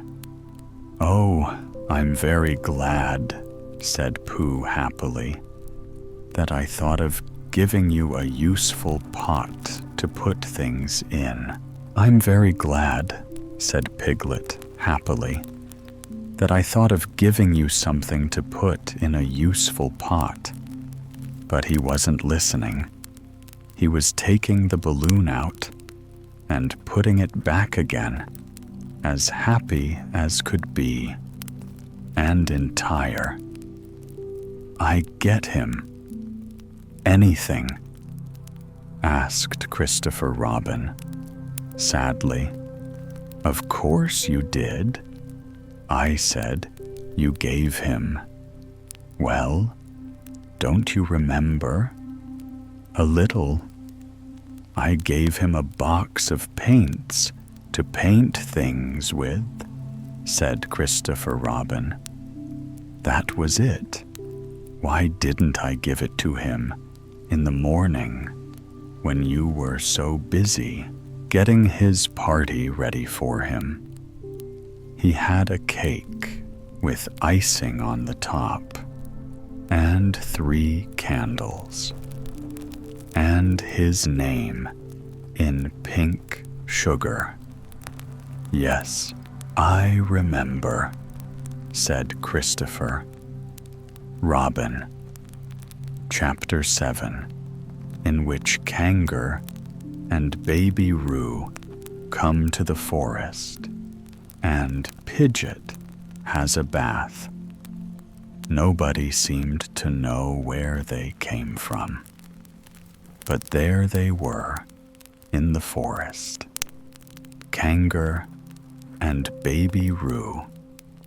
When Pooh asked Christopher Robin, "How did they come here?" Christopher Robin said, in the usual way, if you know what I mean.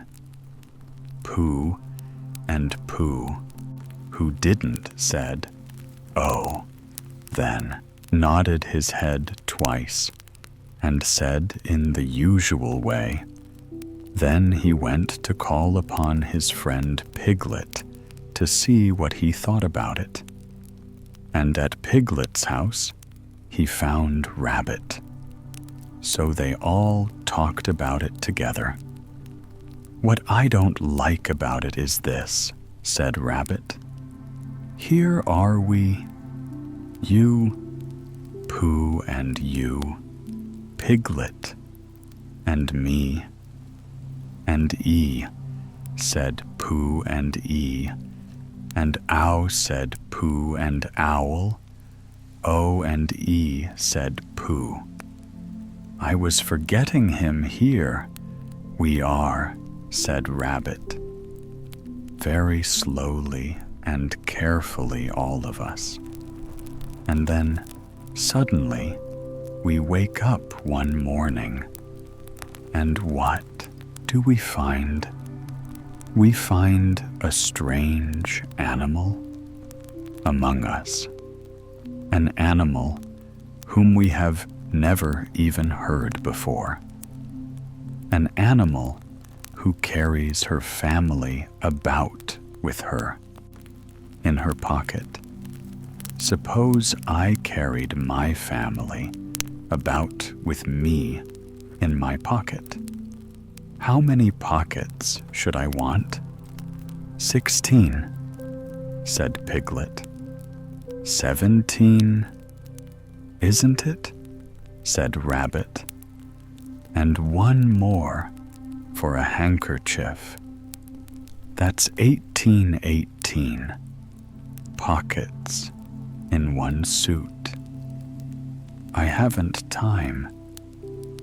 There was a long and thoughtful silence, and then Pooh, who had been frowning very hard for some minutes, said, "I make it 15 what?" said Rabbit. 15, said Pooh. 15. What your family? Pooh replied. What about them? Asked Rabbit. Pooh rubbed his nose and said that he thought Rabbit had been talking about his family. Did I? Said Rabbit carelessly. Oh, never mind, Pooh said. Piglet impatiently. Question is, what are we going to do about Kangaroo? Said Rabbit. Oh, I see, said Pooh. The best way, said Rabbit, would be this. The best way would be to steal Baby Roo and hide him.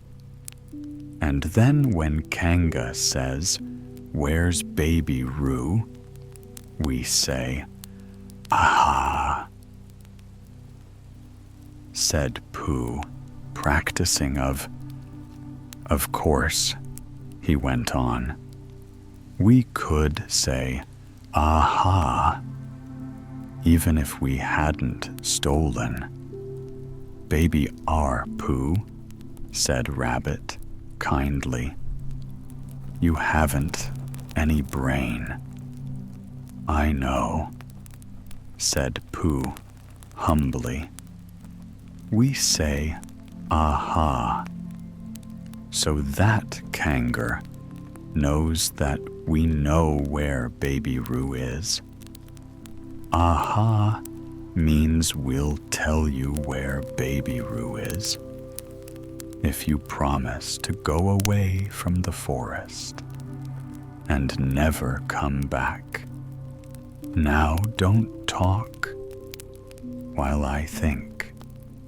Pooh went into a corner and tried saying aha in that sort of voice.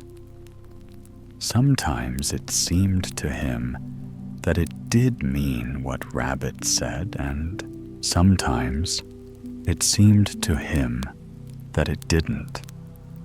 I suppose it's just practice, he thought. I wonder if Kangaroo will have to practice too, so as to understand it. There's just one thing. said Piglet, fidgeting a bit. "I was talking to Christopher Robin, and he said that Kanga was generally regarded as one of the fiercer animals.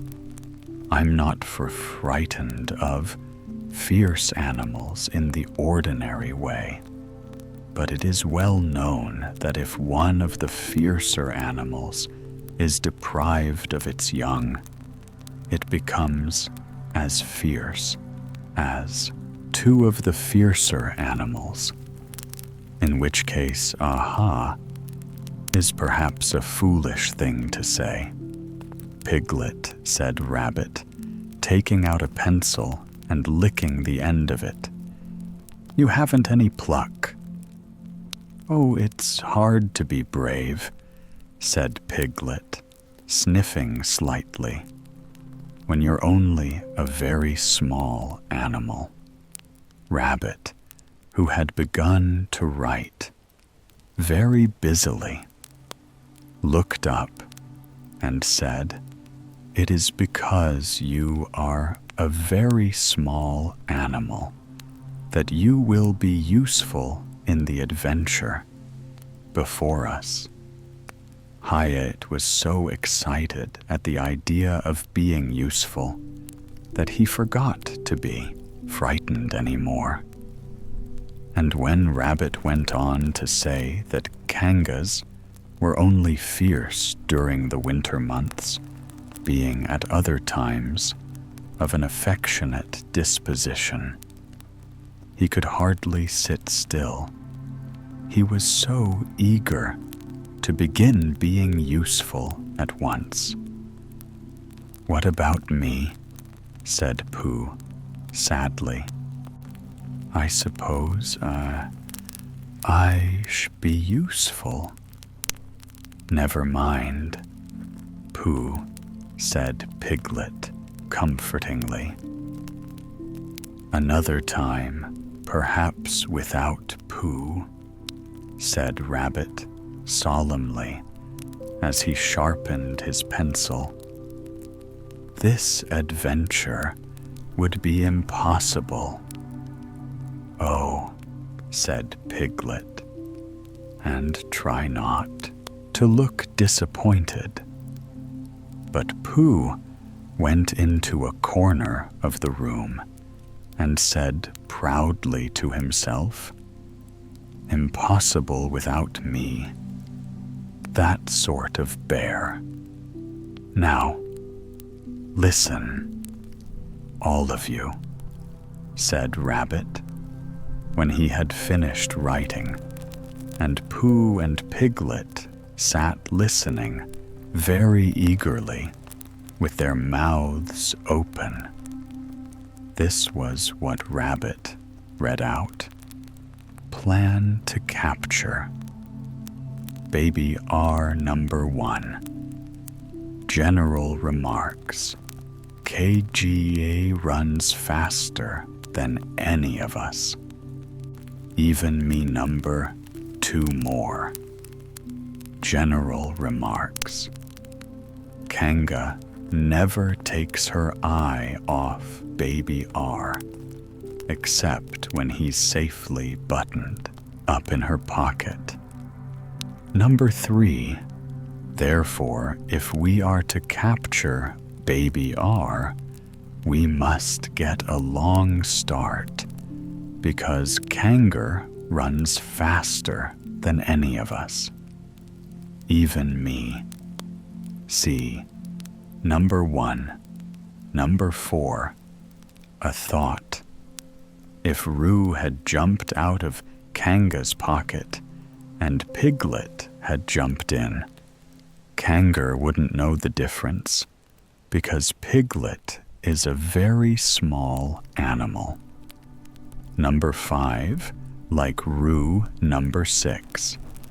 But Kanga would have to be looking the other way first, so as to not see Piglet jumping in.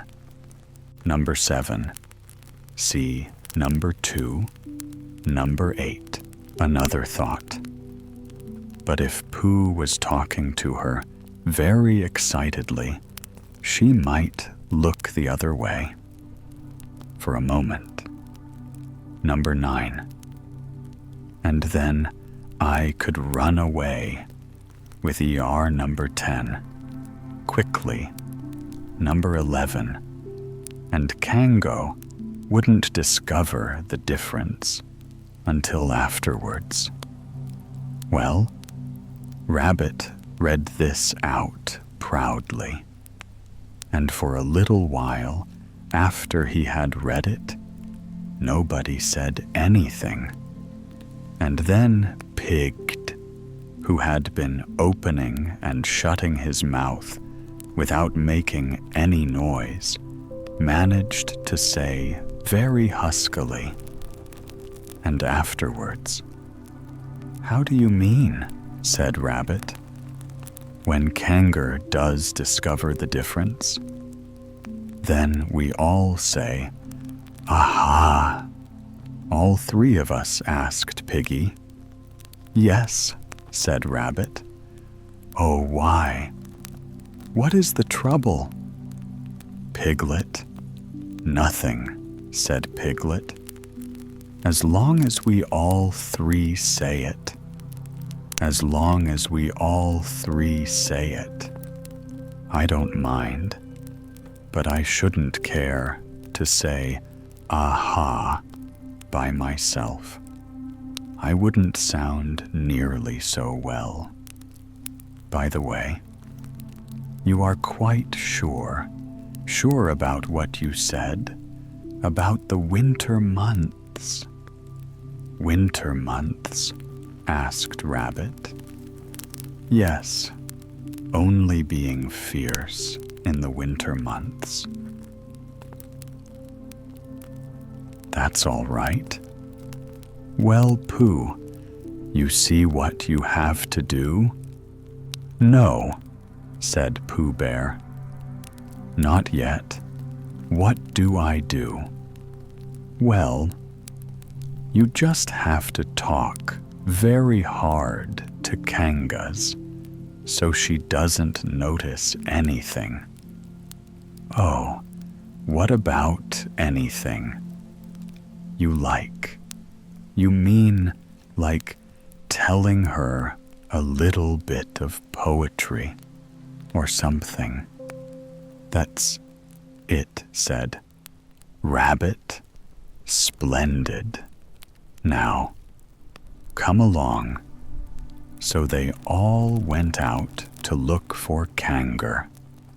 Kanga and R was spending a quiet afternoon in a sandy part of the forest. Baby Roo was practicing very small jumps in the sand and falling down mouse holes and climbing out of them. And Kanga was fidgeting about and saying, "Just one more jump, dear, and then we must go home." And at that moment, who should come stumping up the hill but Pooh? "Good afternoon." Kangar. "Good afternoon, Pooh. Look at me." Jumping, squeaked Roo, and fell into another mouse hole. "Hello, Roo, my little fellow. We were just going home," said Kanga. "Good afternoon, Rabbit. Good afternoon, Piglet." Rabbit and Piglet, who had now come up from the other side of the hill, said, "Good afternoon, and hello, Roo?" And Roo asked them to look at him jumping. So they stayed and looked, and Kanga looked too. Said Pooh, after Rabbit had winked at him twice. "I don't know if you were interested in poetry at all?" "Hardly at all." said Kangar. Oh, said Pooh. Rudd, here just one more jump, and then we must go home. There was a short silence, while Roo fell down another mouse hole. Go on, said Rabbit in a loud whisper behind his portobello. Talking of poetry, said Pooh, I made up a little piece as I was coming along. It went like this. Now let me see. Fancy, said Kangar. Now, Roo, dear, you like this piece of poetry, said Rabbit. You'll love it, said Piglet. You must listen very carefully, said Rabbit, so as not to miss any of it, said Pidget. Said Kangar, but she still looked at Baby Roo. How did it go? Pooh, said Rabbit. Pooh began lines written by a bear of very little brain on Monday, when the sun is hot. I wonder to myself a lot now. Is it true or is it not that what is which and which is what?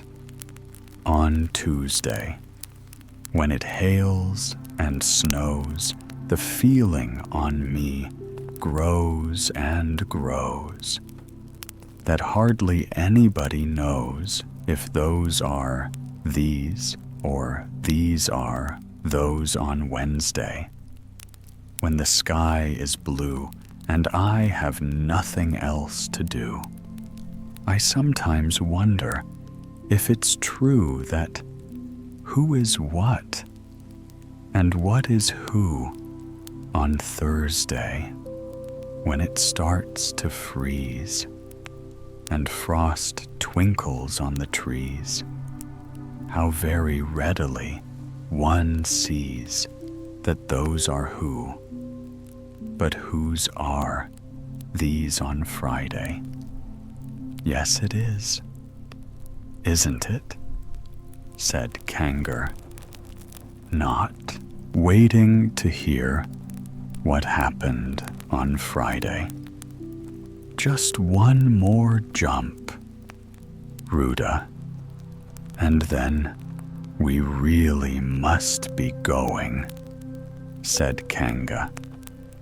Rabbit gave Pooh a hurrying up sort of nudge. Talking of poetry, said Pooh, have you ever noticed that tree right over there? Where, said Kangar. Right over there, said Pooh, pointing behind Kanga's back. No, said KGA. Now jump in, Rudd, dear, and we'll go home. You ought to look at that tree. Right over there, said Rabbit. Shall I lift you in Roo? And he picked up Roo in his paw. I can see a bird in it. From here, said Pooh. Or is it a fish you want to see? That bird from here, said Rabbit. Unless it's a fish, it isn't a fish. It's a bird, said Piglet. So it is, said Rabbit. Is it a starling or a blackbird? Said Pooh. That's the whole question, said Rabbit. Is it a blackbird or a starling? And then at last, Kanga did turn her head to look, and the moment that her head was turned, Rabbit said, "In you go, Roo," and he jumped Piglet into Kanga's pocket, and off scampered Rabbit with R in his paws as fast as he could. "Why, where's Rabbit?" said Kanga, turning ground again. "Are you all right? Rudd, dear?"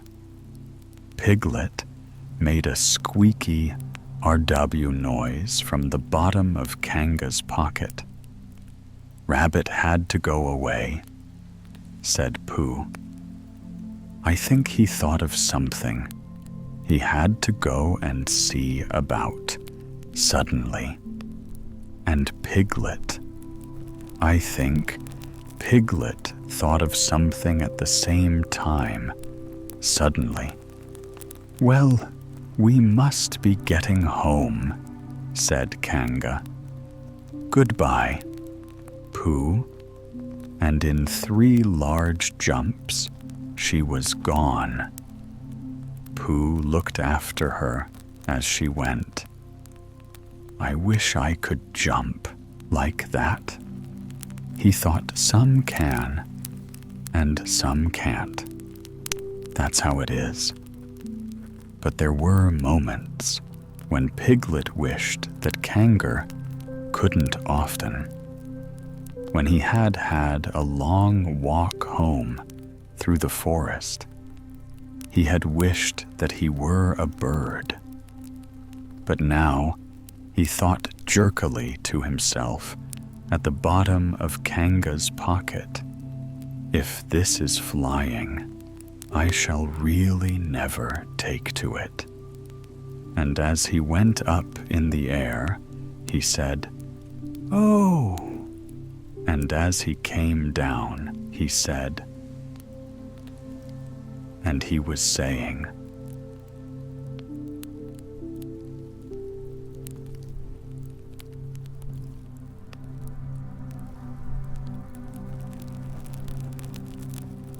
House, of course, as soon as Kanga unbuttoned her pocket, she saw what had happened. Just for a moment, she thought she was frightened, and then she knew she wasn't, for she felt quite sure that Christopher Robin would never let any harm happen to Roo.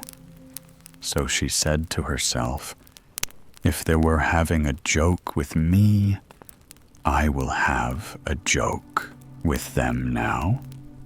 Then, "Rudd, dear," she said, as she took Piglet out of her pocket.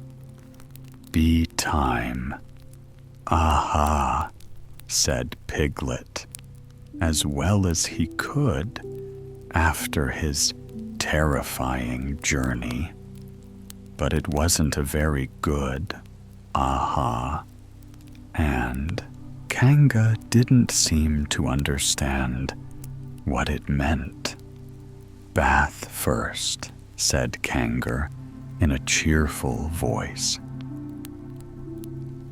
Said Piglet again, looking ground anxiously for the others. But the others weren't there. Rabbit was playing with baby Roo in his own house and feeling more fond of him every minute. And Pooh, who had decided to be a Kanga, was still at the sandy place on top of the forest, practicing jumps. "I'm not at all sure," said Kanga in a thoughtful voice, "that it wouldn't be a good idea to have a cold bath this evening. Would you like that, Rudd?" Dear Piglet, who had never been really fond of baths, shuddered. A long, indignant shudder and said in as brave a voice as he could, "Kangar, I see that the time has come to speak plainly." "Funny little R," said Kangar, as she got the bath water ready. "I am not Roo," said Piglet. "I am Piglet." "Yes, dear. Yes," said KGA soothingly and imitating Piglet's voice too. "So clever of him," she went on, as she took a large bar of yellow soap out of the cupboard. "What will he be doing next?" "Can't you see?" said Piglet. "Haven't you got eyes? Look at me. I am looking." "Rudd, dear," said Kangar. "And you know what I told you yesterday about making faces? If you go on making faces like Piglet's, you will grow up to look like Piglet, and then think how sorry you will be. Now then, into the butt, and don't let me have to speak to you about it again." Before he knew where he was, Piglet was in the bath, and Kango was scrubbing him firmly with a large, leathery flannel. "Oh," said Piglet, "let me out." "Piglet, don't open the mouth, dear, or soap goes in," said Kangar. "There, what did I tell you?" "You did it on purpose," spluttered Piglet, as soon as he could speak again, and then accidentally had another mouthful of lathery flannel. "That's right, dear. Don't say anything," said Kangar, and in another minute, Piglet was out of the bath and being rubbed dry with a towel. "Now," said KGA, "there's your medicine, and then bed." "What medicine?" said Piglet. "To make you grow big and strong, dear you. Don't want to grow up small and weak like Piglet. Do you? Well then." At that moment, there was a knock on the door. "Come in," said Kangar, and in came Christopher. "Robin, Christopher, Robin, Christopher," Robin said. "Piglet, tell Kanga who I am. She keeps saying, 'I'm Roo.' I'm not Roo, am I?" "Christopher." Robin looked at him very carefully and shook his head. "You can't be Roo," he said, "because I've just seen R playing at Rabbit's house." "Well," said KG, "fancy my making a mistake like that." "There you are," said Piglet. "I told you so. I'm Piglet." "Christopher." Robin shook his head. "Oh, you're not Piglet," he said. "I know Piglet. Well, and he's quite a different color." Piglet began to say that this was because he had just had a bath, and then he thought that perhaps he wouldn't say that. And as he opened his mouth to say something else, Kanger slipped the medicine spoon into it, and then patted him on the back and told him that it was really quite a nice taste. When you got used to it, I knew it wasn't, Piglet said. Kanger, I wonder who it can be. Perhaps it's some relation. Of Pooh, said Christopher Robin. What about a nephew or uncle or something? Kanger agreed that this was probably what it was, and said that they would have to call it by some name. I shall call it Pole, said Christopher. Robin, Henry, Pool for short. And just when it was decided, Henry, Pawn, wriggled out of Kanga's arms and jumped to the ground. To his great joy, Christopher Robin had left the door open. Never had Henry, Pell, Piglet run so fast as he ran then. And he didn't stop running until he had got quite close to his house.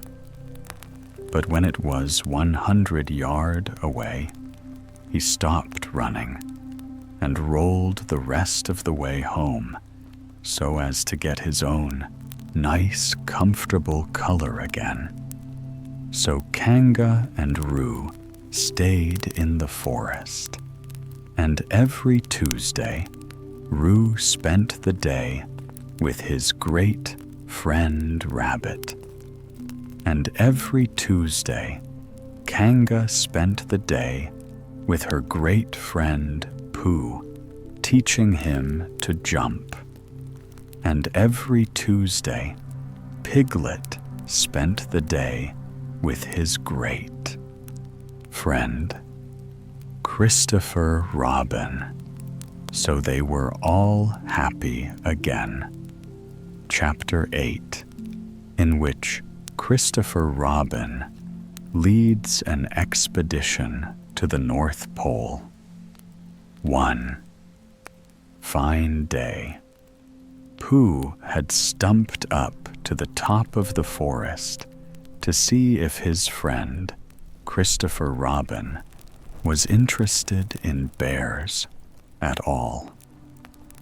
At breakfast that morning, a simple meal of marmalade spread lightly over a honeycomb or two. He had suddenly thought of a new song. It began like this: Sing ho, for the life of a bear. When he had got as far as this, he scratched his head and thought to himself, "That's a very good start for a song." But what about the second line? He tried singing it 2 or 3 times, but it didn't seem to help. Perhaps it would be better, he thought, if I sang high for the life of a bear. So he sang it, but it wasn't very well. Then he said, I shall sing that first line twice.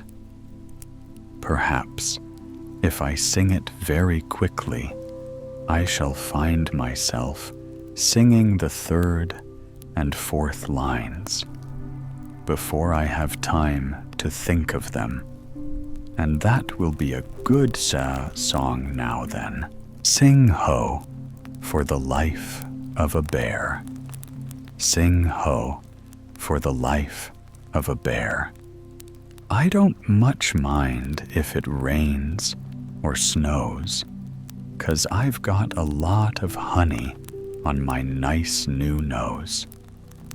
I don't much care if it snows or THS, 'cause I've got a lot of honey on my nice clean. Pause, sing ho, for a bear, sing ho, for a Pooh, and I'll have a little something in an hour or two. He was so pleased with this song that he sang it all the way to the top of the forest. And if I go on singing it much longer, he thought it will be time for a little something, and then the last line won't be true. So he turned it into a hum instead. Christopher Robin was sitting outside his door, putting on his big boots. As soon as he saw the big boobs, Pooh knew that an adventure was going to happen, and he brushed the honey off his nose with the back of his paw and spruced himself up as well as he could so as to look ready for anything. Good morning, Christopher Robin, he called out. Hello, Poop, B. I can't get this boot on. That's bad, said Pooh. Do you think you could very kindly lean against me? 'Cause I keep pulling so hard that I fall over backwards. Pooh sat down, dug his feet into the ground, and pushed hard against Christopher Robin's back, and Christopher Robin pushed hard against his, and pulled at his boot until he had got it on.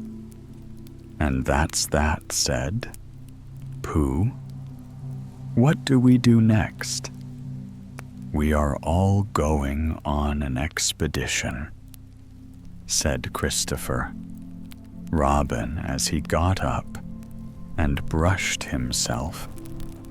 Thank you, Pooh. Going on an expedition, said Pooh eagerly. I don't think I've ever been on one of those. Where are we going to on this expedition? Expedition. Silly old bear. It's got an X in it, said Pooh. I know, but he didn't really. We're going to discover the North Pole. Oh, said Pooh again. What is the North Pole? It's just a thing you discover, said Christopher Robin carelessly, not being quite sure himself. Oh, I see, said Pooh. A bear, any good at discovering it? Of course they are. And rabbit, and kangaroo, and all of you. It's an expedition, that's what an expedition means, a long line of everybody. You'd better tell the others to get ready, and we must all bring provisions. Bring what? Asked Pooh. Things to eat, said Christopher Robin.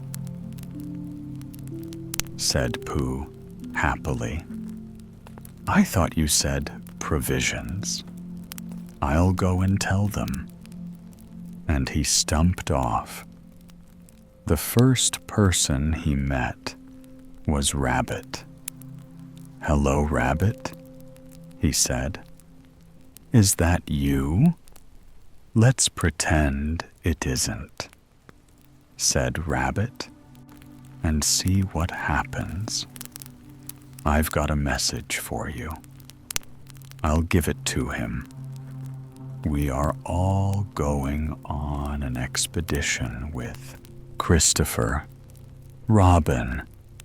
What is it when we're on it? A sort of boat, I think, said Pooh. That sort, said Rabbit. Yes, and we're going to discover a pole or something. Or was it a mole, anyhow? We're going to discover it. We are we, said Rabbit. Yes, and we've got to bring things to eat with us, in case we want to eat them. Now, I'm going down to Piglet's. Tell Kangar. Will you? He laughed. Rabbit, and hurried down to Piglet's house. Piglet was sitting on the ground at the door of his house, blowing happily at a dandelion and wondering whether it would be this year, next year sometime, or never.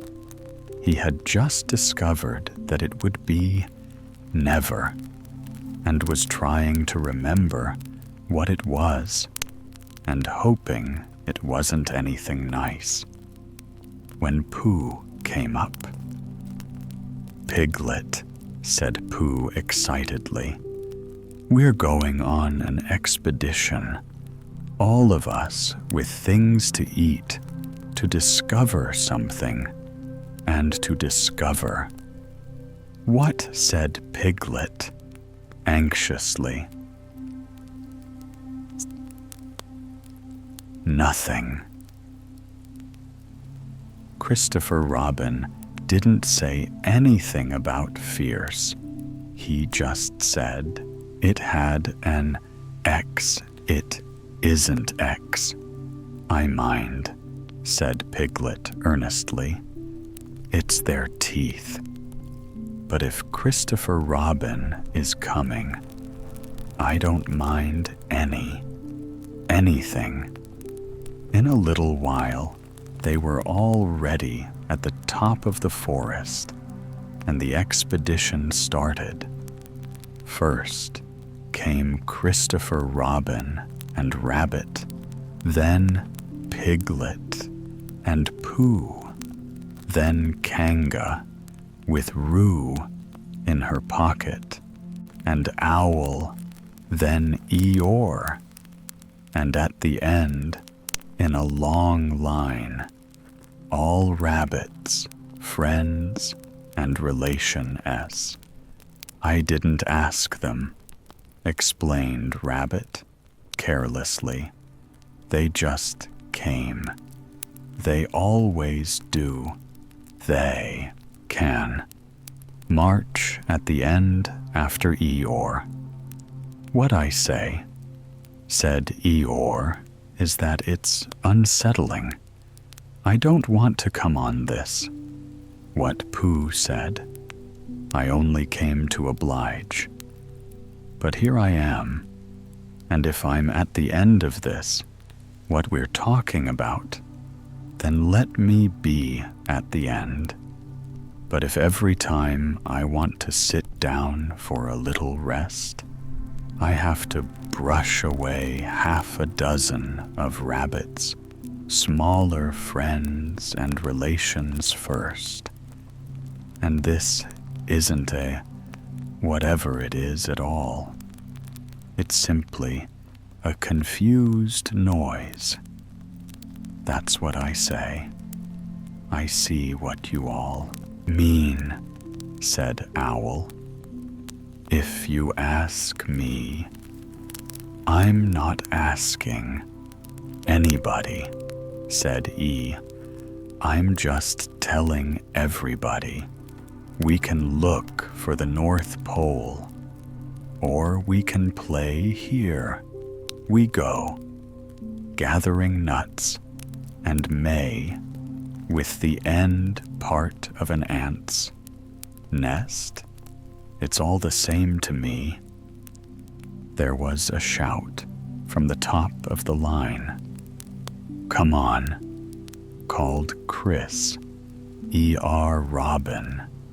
"Come on," called Pooh.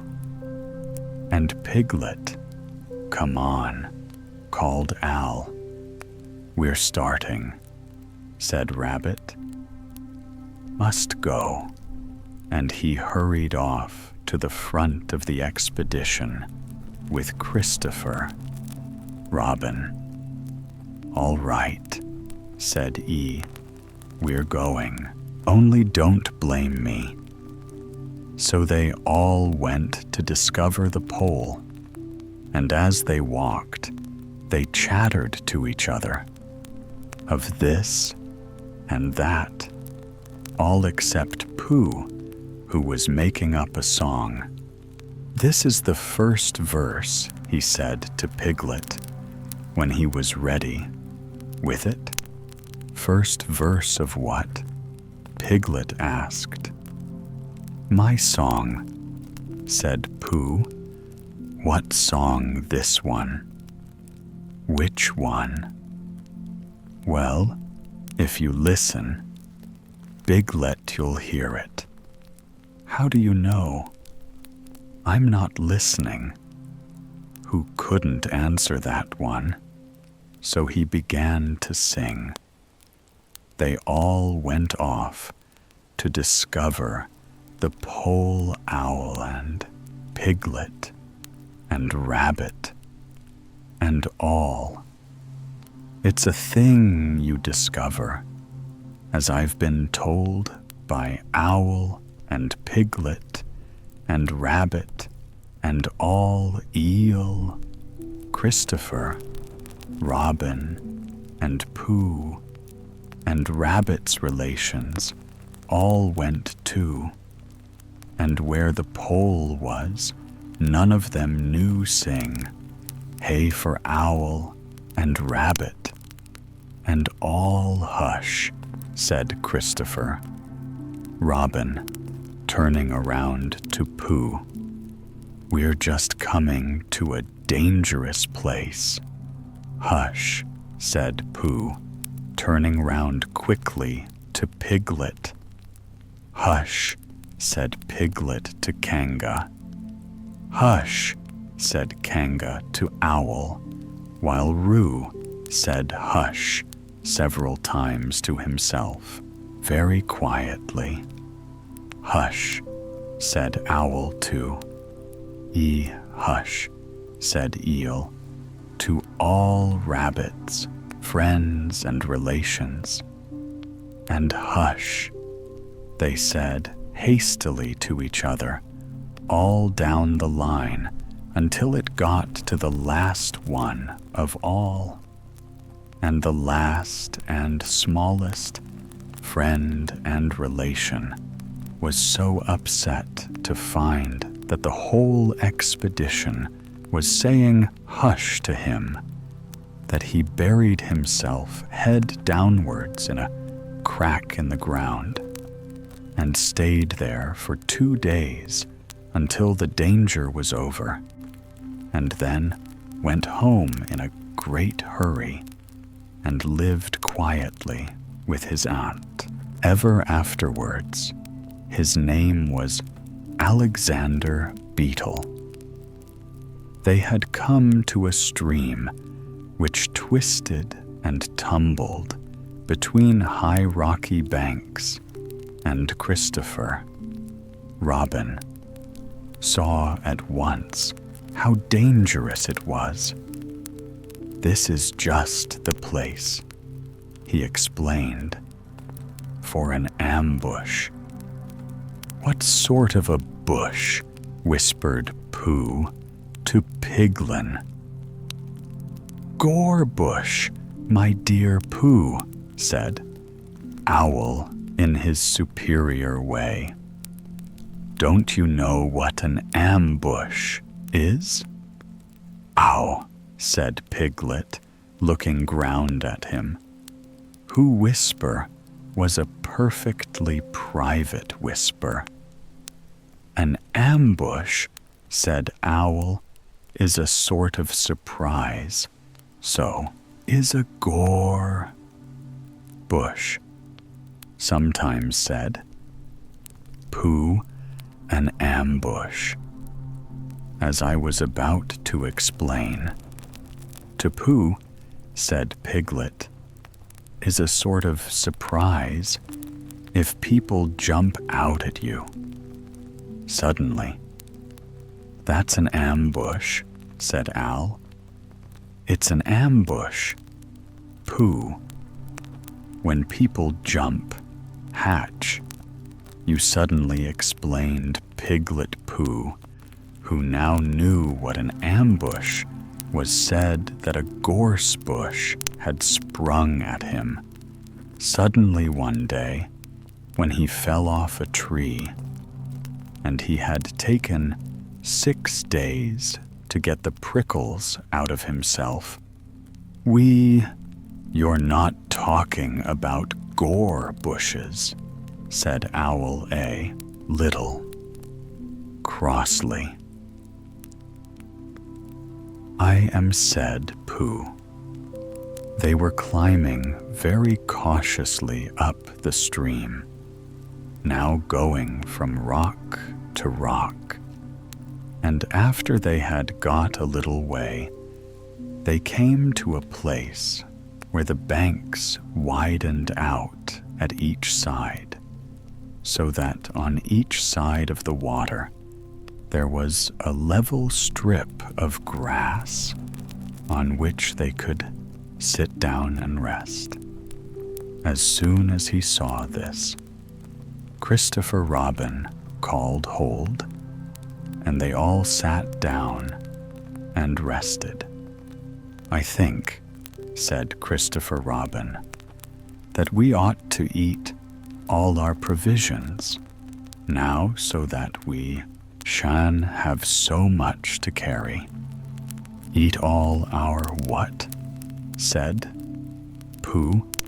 All that we've brought, said Piglet, getting to work. That's a good idea, said Pooh, and he got to work too. Have you all got something? Asked Christopher Robin, with his mouth full. All except me, said Eeyore. As usual? He looked round at them in his melancholy way. I suppose none of you are sitting on a thistle by any chance? I believe I am, said Pooh. He got up and looked behind him. Yes, I was. I thought so. Thank you, Pooh, if you've quite finished with it.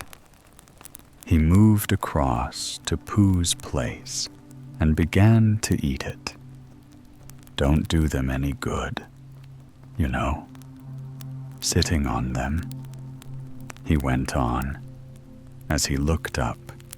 Munching takes all the life out of them. Remember that. Another time, all of you, a little consideration, a little thought for others makes all the difference. As soon as he had finished his lunch, Christopher Robin whispered to Rabbit, and Rabbit said, Yes, yes, of course. And they walked a little way up the stream together.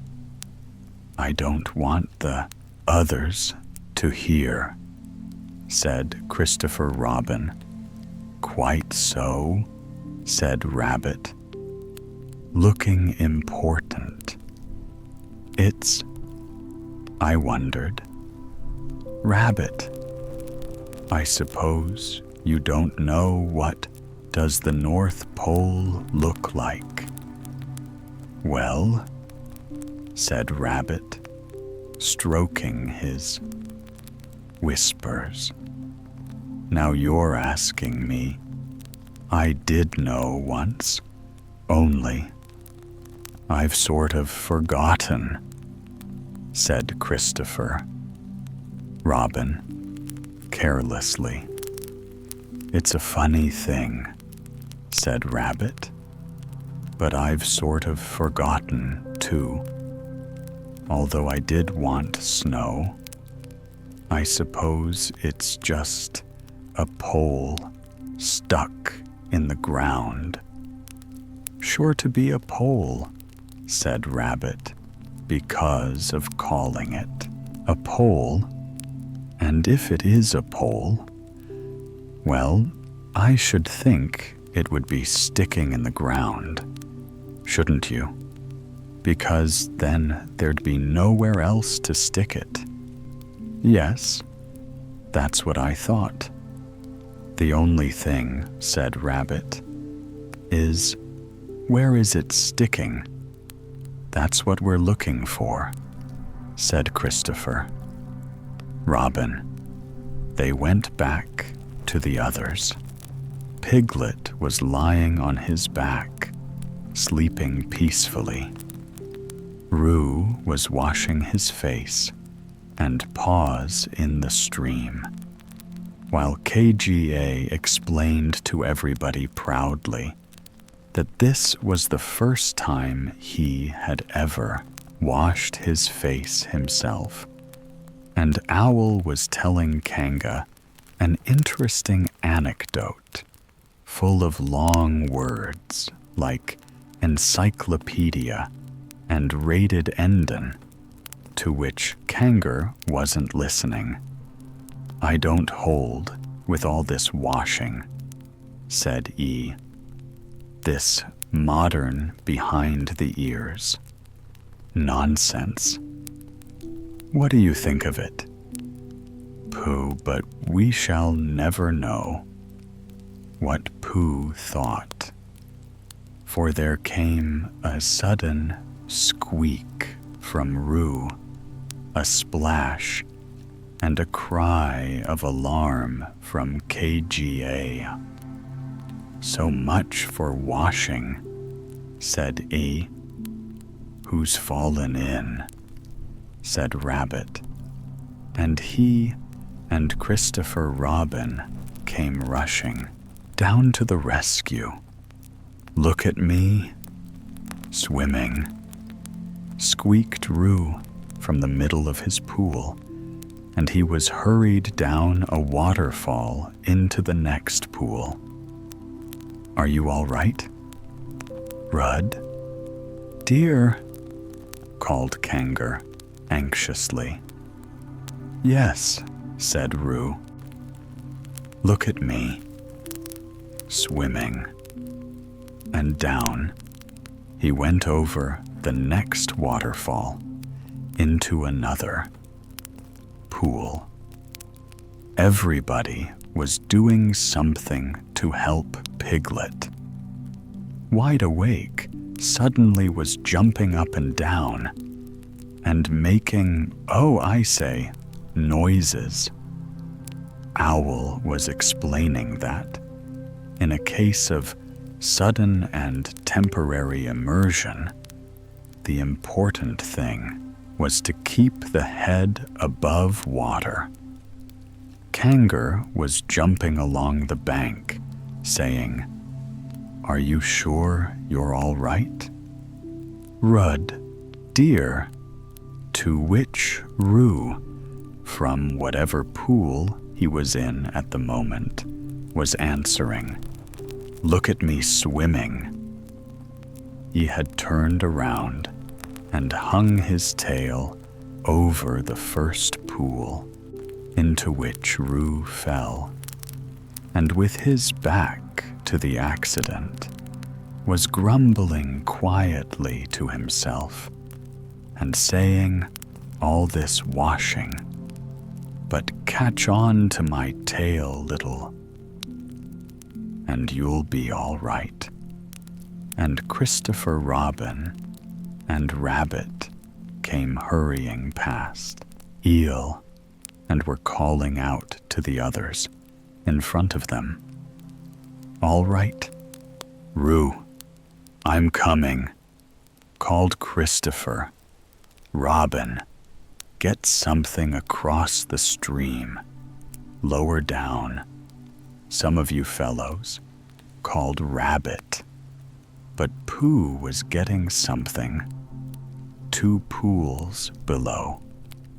Roo, he was standing with a long pole in his pies, and KGA came up and took one end of it, and between them they held it across the lower part of the pool, and Roo, still bubbling proudly, "Look at me," swimming, drifted up against it and climbed out. "Did you see me?" "Swimming," squeaked Roo excitedly, while Kangar scolded him and rubbed him down. "Pooh, did you see me swimming? That's called swimming. What I was doing. Rabbit, did you see what I was doing? Swimming. Hello, Piglet, I say. Piglet, what do you think I was doing? Swimming. Christopher, Robin, did you see me?" But Christopher Robin wasn't listening. He was looking at Pooh Pooh, he said. "Where did you find that pole?" Pooh looked at the pole in his hands. "Just found it," he said. "I thought it ought to be useful. I just picked it up." "Pooh," said Christopher. "Robin," solemnly, "the expedition is over. You have found the North Pole," said Pooh. Eel was sitting with his tail in the water when they all got back to him. "Tell Rudd to be quick, somebody," he said. "My tail's getting I don't want to mention it, but I just mention it. I don't want to complain, but there it is. My tail's cold here. I am," squeaked Roo. "Oh, there you are. Did you see me swimming?" He took his tail out of the water and swished it from side to side. "As I expected," he said. "Lost all feeling. Numbed it. That's what it's done. Numbed it. Well, as long as nobody minds, I suppose it's all right. Poor old Eeyore. I'll try it for you," said Christopher Robin, and he took out his handkerchief and rubbed it up. "Thank you, Christopher Robin. You're the only one who seems to understand about tails. They don't think that's what's the matter with some of these others. They've no imagination. The tail isn't a tail to them. It's just a little bit extra at the back." "Never mind," said Christopher Robin, rubbing his hardest. "Is that better? It's feeling more tail-likey, perhaps. It belongs again, if you know what I mean." "Hello," said Pooh, coming up to them with his pawn. "Hello, Pooh. Thank you for asking, but I shall be able to use it again in a day or two. Use what said? Pooh? What we're talking about, said E. I wasn't talking about anything, said Pooh, looking puzzled my mistake again. I thought you were saying how sorry you were about my tail being all numb. Could you do anything to help? No, said Pooh, that wasn't me.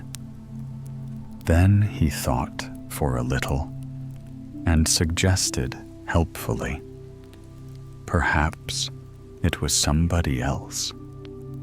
Well, thank him for me when you see him. Pooh looked anxiously at Christopher. Robin, Pooh found the North Pole, said Christopher. Robin, isn't that lovely? Whew! Looked modestly down. Is that it said?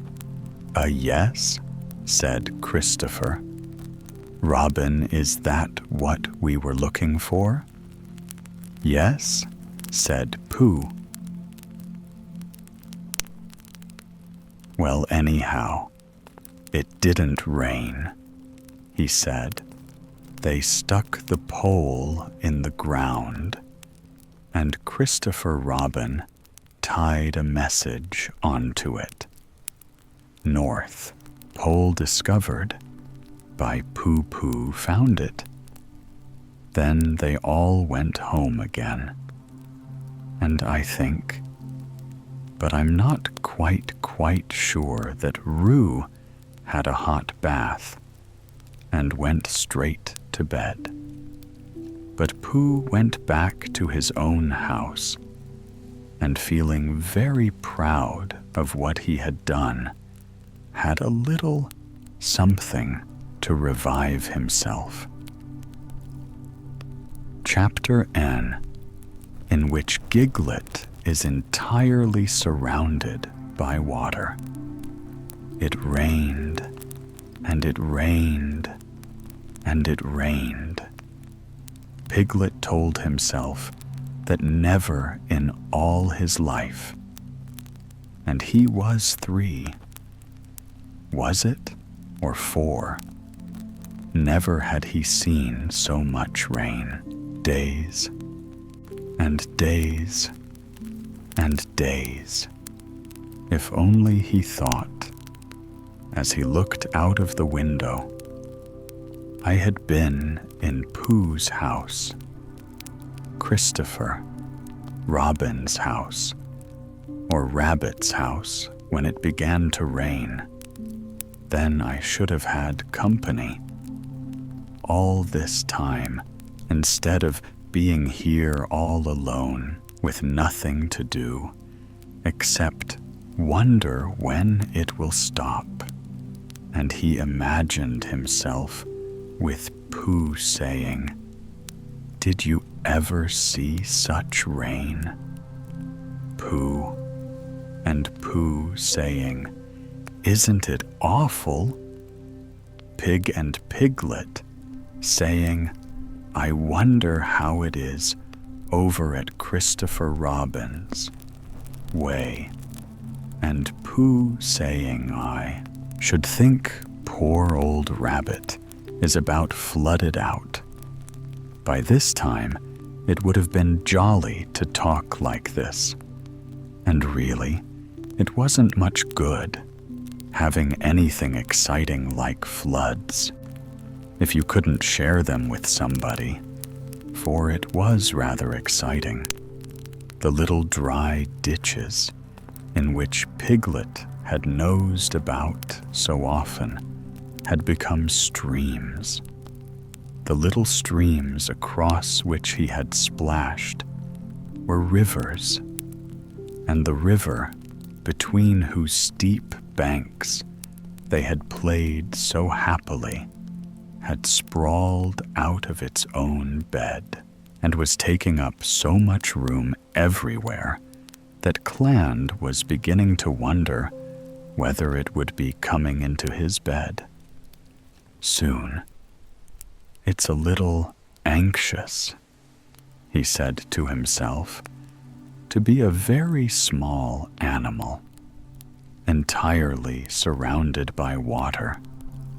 Christopher Robin and Pooh could escape by climbing trees, and Kanga could escape by jumping, and Rabbit could escape by burrowing, and Owl could escape by flying, and E could escape by making a loud noise until rescued. And here I am surrounded by water, and I can't do anything." It went on raining, and every day the water got a little higher, until now it was nearly up to Piglet's window, and he still hadn't done anything there. "Pooh," he thought to himself. "Pooh hasn't much brain, but he never comes to any harm. He does silly things, and they turn out all right. There's Owl. Owl hasn't exactly got brain, but he knows things. He would know the right thing to do when surrounded by water. There's Rabbit. He hasn't learned in books, but he can always think of a clever plan there. Kanga. She isn't clever, but she would be so anxious about Roo that she would do a good thing to do without thinking about it. Then there's Eeyore, and Dior is so miserable anyhow that he wouldn't mind about this. But I wonder what Christopher Robin would do. Then, suddenly he remembered a story which Christopher Robin had told him about a man on a desert island who had written something in a bottle and thrown it in the sea, and Pidget thought that if he wrote something in a bottle and threw it in the water, perhaps somebody would come and rescue him. He left the window and began to search his house, all of it that wasn't under water. And at last he found a pencil and a small piece of dry paper and a bottle with a cork to it. And he wrote on one side of the paper, "Help Piglet, brackets, me." And on the other side, "It's me, Piglet. Help, help." Then he put the paper in the bottle, and he cocked the bottle up as tightly as he could, and he leant out of his window as far as he could lean without falling in, and he threw the bottle as far as he could throw splash, and in a little while it bobbed up again on the water, and he watched it floating slowly away in the distance until his eyes ached with looking. And sometimes he thought it was the bottle, and sometimes he thought it was just a ripple on the water which he was following. And then, suddenly, he knew that he would never see it again, and that he had done all that he could do to save himself. don't now, he thought, somebody else will have to do something, when I hope they will do it soon, because if they don't, I shall have to swim, which I can't. So I hope they do it soon. And then he gave a very long sigh and said, "Oh, I wish Pooh were here. It's so much more friendly." With to when the rain began, Pooh was asleep. It rained, and it rained, and it rained, and he slept, and he slept, and he slept. He had had a tiring day. You remember how he discovered the North Pole. Well, he was so proud of this that he asked Christopher Robin if there were any other poles, such as a bear of little brain might discover. "There's a South Pole," said Christopher Robin, "and I expect there's an East Pole and a West Pole, though people don't like talking about them."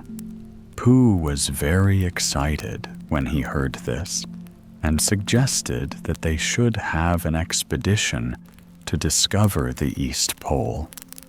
But Christopher Robin had thought of something else to do with Kangaroo.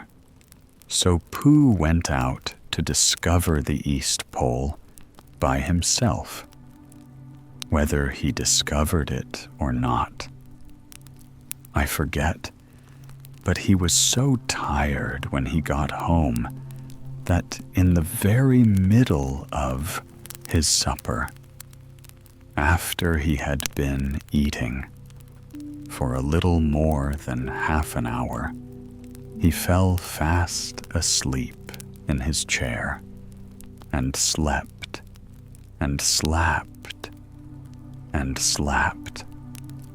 Then suddenly he was dreaming. He was at the East Pole, and it was a very cold pole, with the coldest sort of snow and ice all over it. He had found a beehive to sleep in, but there wasn't any room for his legs, so he had left them outside. And wild woo, such as inhabit the East Pole, came and nibbled all the fur off his legs to make nests for their young. And the more they nibble, the colder his legs got, until suddenly he woke up with an "oh," and there he was, sitting in his chair, with his feet in the water, and water all around him. He splashed to his door and looked out. "This is serious," said Pooh. "I must have an escape." So he took his largest pot of honey and escaped with it to a broad branch of his tree, well above the water. And then he climbed down again and escaped with another pot. And when the whole escape was finished, there was Pooh sitting on his branch, dangling his legs, and there beside him were 10 pots of honey. 2 days later, there was Pooh sitting on his branch, dangling his legs, and there beside him were 4 pots of honey. 3 days later, there was Pooh sitting on his branch, dangling his legs, and there beside him was one pot of honey. 4 days later, there was Pooh, and it was on the morning of the 4th day that Piglet's bottle came floating past him, and with one loud cry of honey, Pooh plunged into the water, seized the bottle, and struggled back to his tree. "Again bother," said Pooh as he opened it. "All that wet for nothing. What's that bit of paper doing?" He took it out and looked at it. "It's a message," he said to himself. "That's what it is. And that letter is a P, and so is that. And so is that, and P means Pooh. So it's a very important message to me. And I can't read it. I must find Christopher Robin, or Owl, or Piglet, one of those clever readers who can read things, and they will tell me what. This message means only I can't swim. Bother." Then he had an idea, and I think that for a bear of very little brain, it was a good idea. He said to himself, "If a bottle can float, then a jar can float. And if a jar floats, I can sit on top of it. If it's a very big jar." So he took his biggest jar and socked it up. All. "Bones have to have a name," he said. "So I shall call mine the Floating Bear." And with these words, he dropped his boat into the water and jumped in after it for a little while. Pooh and the Floating Bear were uncertain as to which of them was meant to be on top. But after trying 1 or 2 different positions, they settled down with the Floating Bear underneath. And Pooh triumphantly aeried, paddling vigorously with his feet. Christopher Robin had lived at the very top of the forest. It rained, and it rained, and it rained, but the water couldn't come up to his house. It was rather jolly to look down into the valleys and see the water all around him. But it rained so hard that he stayed indoors most of the time and thought about things every morning. He went out with his umbrella and put a stick in the place where the water came up to, and every next morning he couldn't see his stick anymore. So he put another stick in the place where the water came up to, and then he walked home again. And each morning he had a shorter way to walk than he had had the morning before. On the morning of the 5th day, he saw the water all around him and knew that, for the first time in his life, he was on a real island, which was very exciting. It was on this morning that Owl came flying over the water to say, "How do you do?" to his friend, Christopher Robin. "I say," Al said. Christopher Robin Isn't this fun? I'm on an island. The atmospheric conditions have been very unfavorable lately, said Owl. The what it has been? Raining, explained Owl. Yeah, said Christopher Robin. It has. The flood level has reached an unprecedented height. The who. There's a lot of water. About, explained Owl. Said Christopher. Robin. There is, however, the prospects are rapidly becoming more favorable, said Owl. Have you seen Pooh? Asked Christopher Robin. No, I hope he's all right. I've been wondering about him. I expect piglets with him. Do you think they're all right?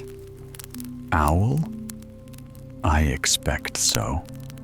Do go and see Owl, because Pooh hasn't got very much brain, and he might do something silly. I do love him. So Owl, do you see Owl? That's all right, said Owl. I'll go back directly, and he flew off. In a little while, he was back again. Pooh isn't there, he said. Not there has been. There, he's been sitting on a branch of his tree outside his house with 9 pots of honey. But he isn't there now. Oh, Pooh said. Christopher. Robin, where are you here? I am, said a growly voice behind him. Pooh, said Christopher. Robin. They rushed into each other's arms. How did you get here? Pooh asked Christopher. Robin, when he was ready to talk again. On my boat, said Pooh proudly. Important message sent me in a bottle, and knowing to having got some water in my eyes, I couldn't read it, so I brought it to you on my boat. With these proud words, he gave Christopher Robin the message. But it's from Piglet, said Christopher. Robin, when he had read it, isn't there anything about Pooh in it? Asked. Be looking over his shoulder. Christopher. Robin read the message aloud. Those P.E. were piglets. I thought they were Poohs.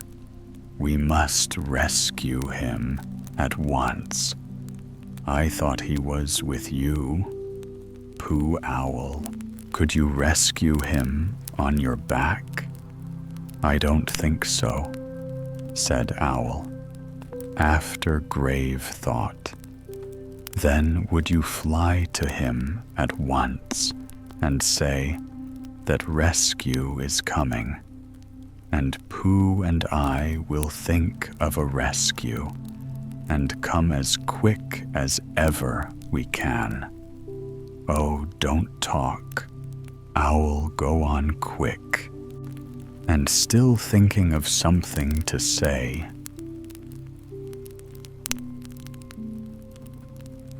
then Pooh said, Christopher. Robin, where's your boat?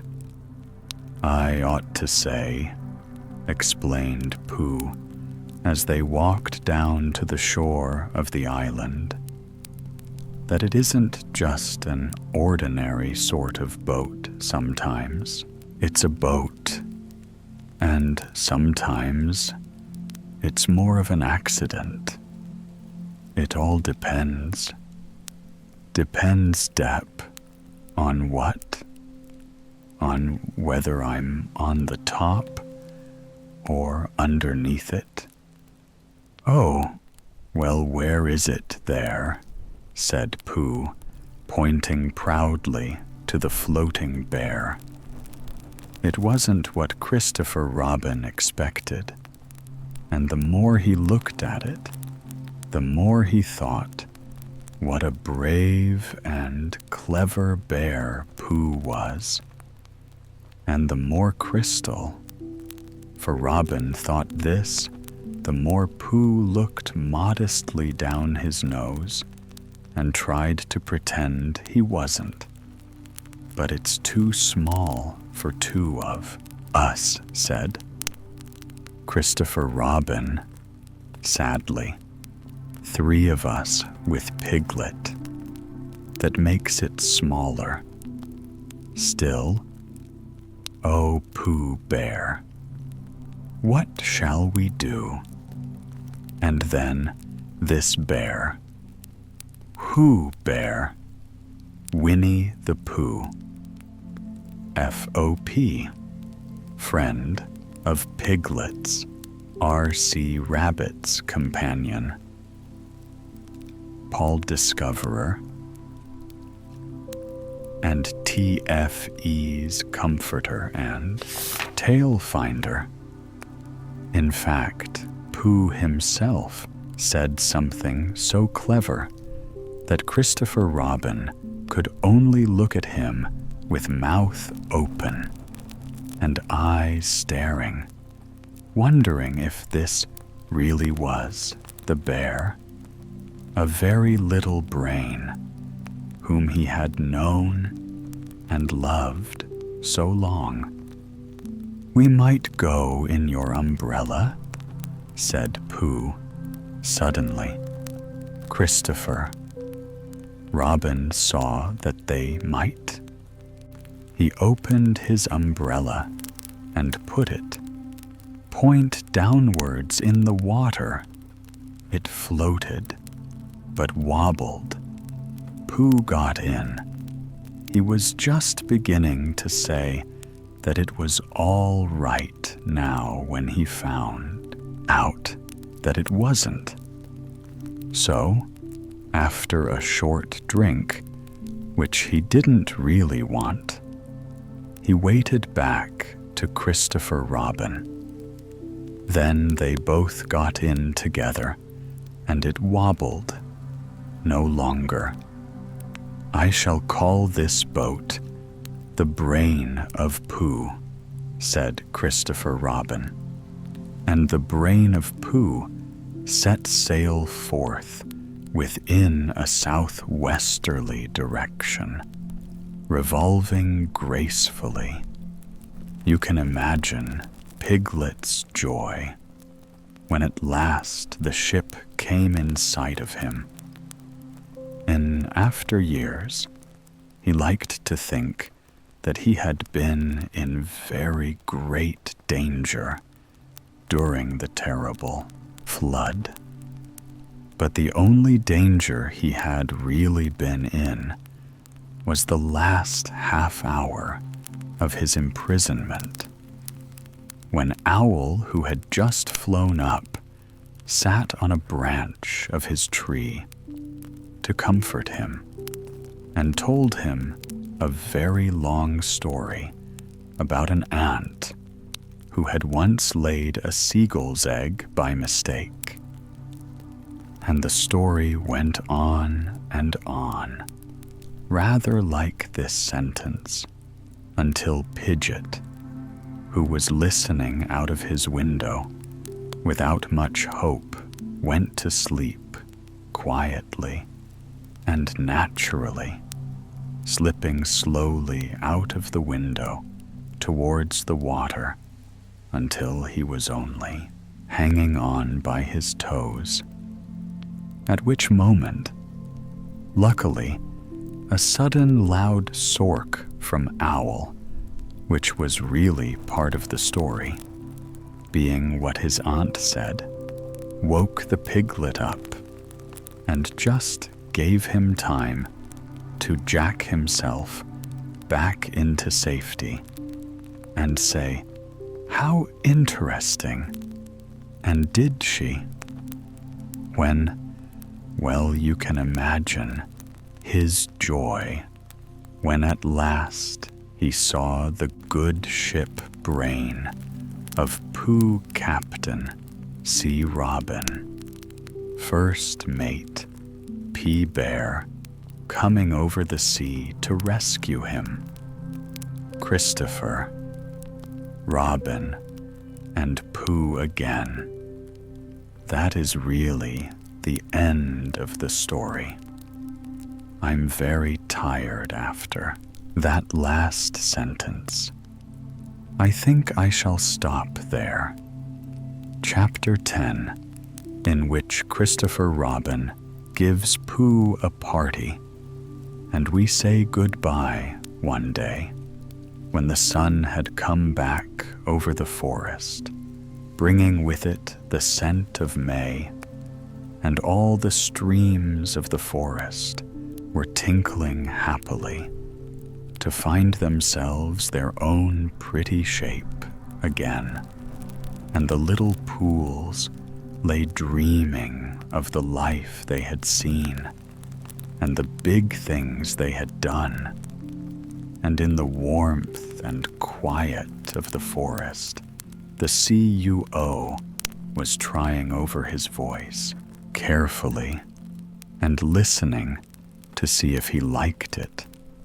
And wood pigeons were complaining gently to themselves in their lazy, comfortable way that it was the other fellow's fault.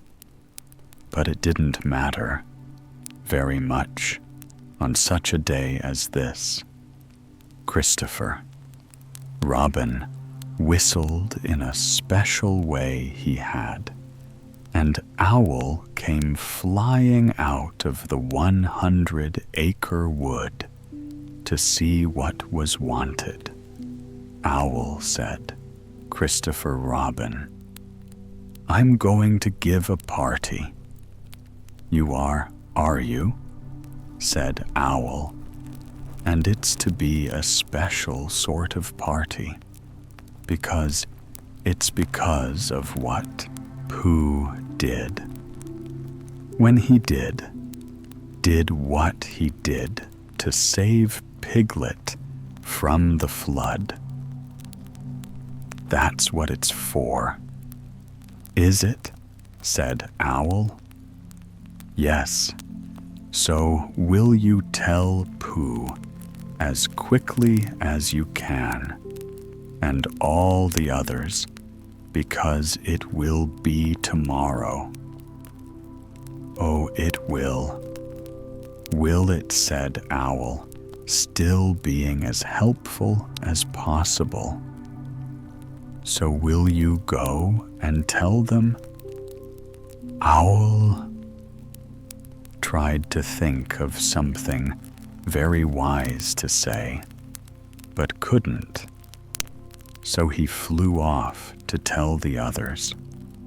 And the first person he told was Pooh Pooh. He said, "Christopher Robin is giving a party, oh," said Pooh. And then, seeing that Owl expected him to say something else, he said, "Will that be those little cake things with the pink sugar icing?" That it was rather beneath him to talk about little cake things with pink sugar icing.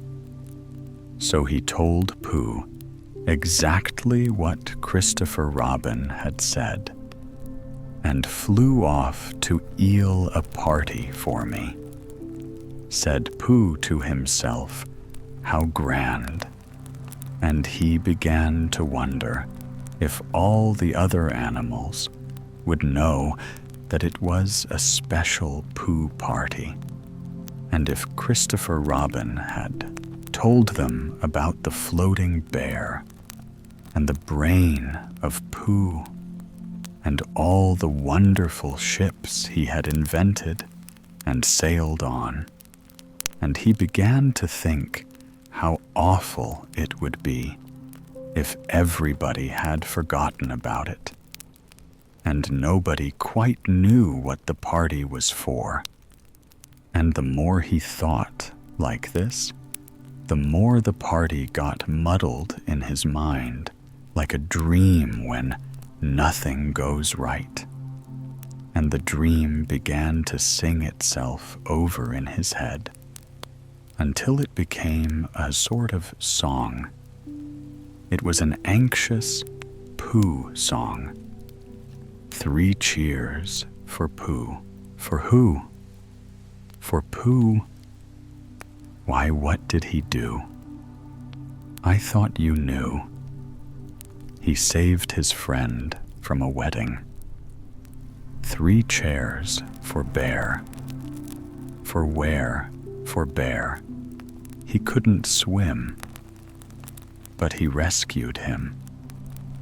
He rescued who? Oh, listen. Do I'm talking of Pooh? Of who of Pooh? I'm sorry. I keep forgetting. Well, Pooh was a bear of enormous brain. Just say it again. Of enormous brain. Enormous what? Well, he ate a lot, and I don't know if he could swim or not. But he managed to float on a sort of boat. On a sort of what? Well, a sort of pot. So now, let's give him 3 hearty cheers. So now, let's give him 3 hearty witches, and hope he'll be with us for years and years, and grow in health and wisdom and riches. 3 cheers for Pooh. For who? For Pooh. 3 cheers for Bear. For where? For Bear. 3 cheers for the wonderful Winnie the Pooh. Just tell me, somebody, what did he do while this was going on inside him? Al was talking to Eeyore. Eeyore said, "Oh, Christopher Robin is having a party." "Very interesting," said E.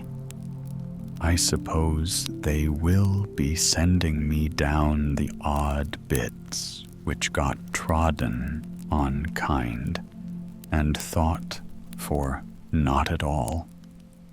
Don't mention it. There's an invitation for you." "What's that like, an invitation?" said Owl. "Yes, I heard you." "Who dropped it?" asked. "This isn't anything to eat. It's asking you to the party tomorrow." Eel shook his head slowly. "You mean Piglet, the little fellow with the excited ears? That's Piglet?" "No, no," said Owl, getting quite fussy. "It's you. Are you sure?" "Of course. I'm sure, Christopher," Robin said. "All of them. Tell all of them.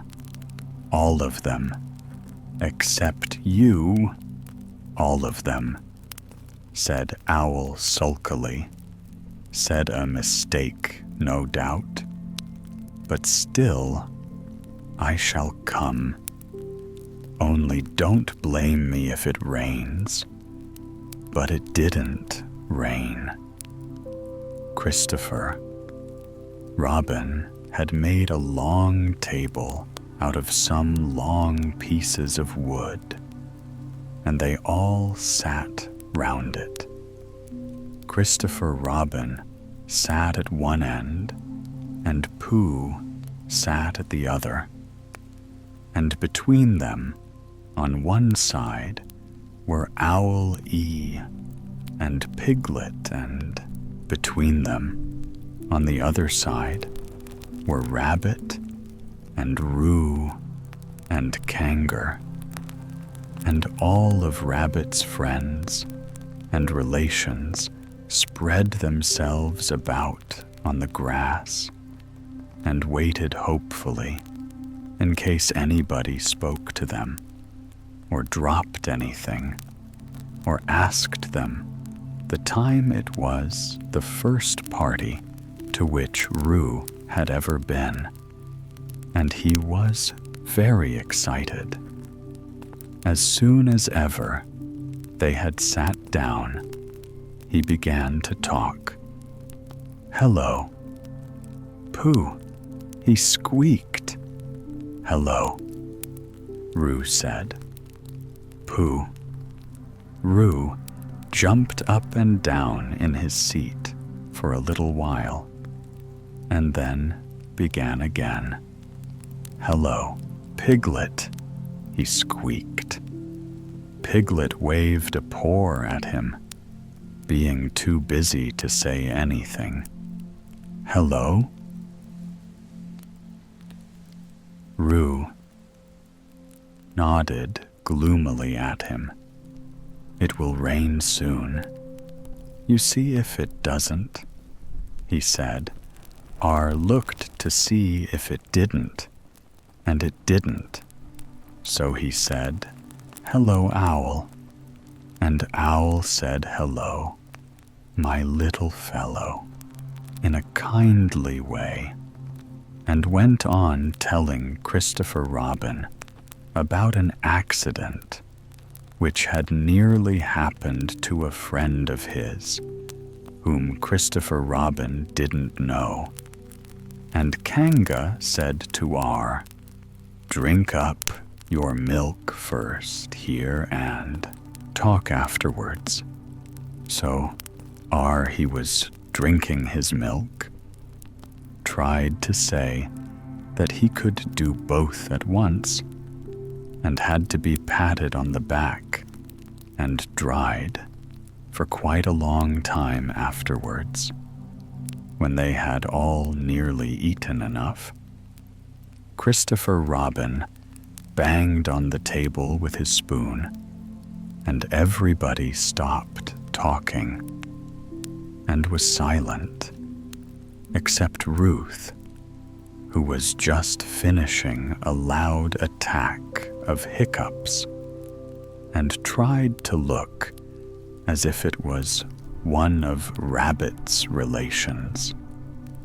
This party said, "Christopher Robin is a party because of what someone did, and we all know who it was, and it's his party because of what he did, and I've got a present for him, and here it is." Then he felt about a little and whispered, "Where is it?" While he was looking, coughed in an impressive way and began to speak. "Friends," he said, including Oddman, "it is a great pleasure, or perhaps I had better say, it has been a pleasure so far to see you at my party. What I did was nothing. Any of you, except Rabbit and Owl and Kangaroo, would have done the same. Oh, Anu, my remarks do not, of course, apply to Piglet and RW, because they are too small. Any of you would have done the same, but it just happened to be me. It was not, I need hardly say, with any idea of getting what Christopher Robin is looking for now. And he put his front leg to his mouth, said in a loud whisper, "Try under the table." Then I did what I did, because I feel that we should all do what we can to help pick up, said Roo. Accidentally, "Our dear," said Kangaroo reproachfully. "Was it me?" asked Room, a little surprised. "What's you talking about, Pigler?" whispered to Pooh. "I don't know," said Pooh rather dolefully. "I thought this was your party." "Was once, but I suppose it isn't. I'd sooner it was yours than ears," said Piglet. "So would I," said Pooh. "Pie," said Roo again. "Here it is," cried Chris, for Robin excitedly. "Pass it down to silly old Pooh." "It's for Pooh, said Y. "Of course it is. The best bear in all the world, I might have known," said Eeyore. "After all, one can't complain. I have my friends. Somebody spoke to me only yesterday, and it was last week or the week before that. Rabbit bumped into me and said, 'Bother the social round. Always something going on.' Nobody was listening for. They were all saying, 'Open it, Pooh.' 'What is it, Pooh?' and all other helpful remarks of this sort.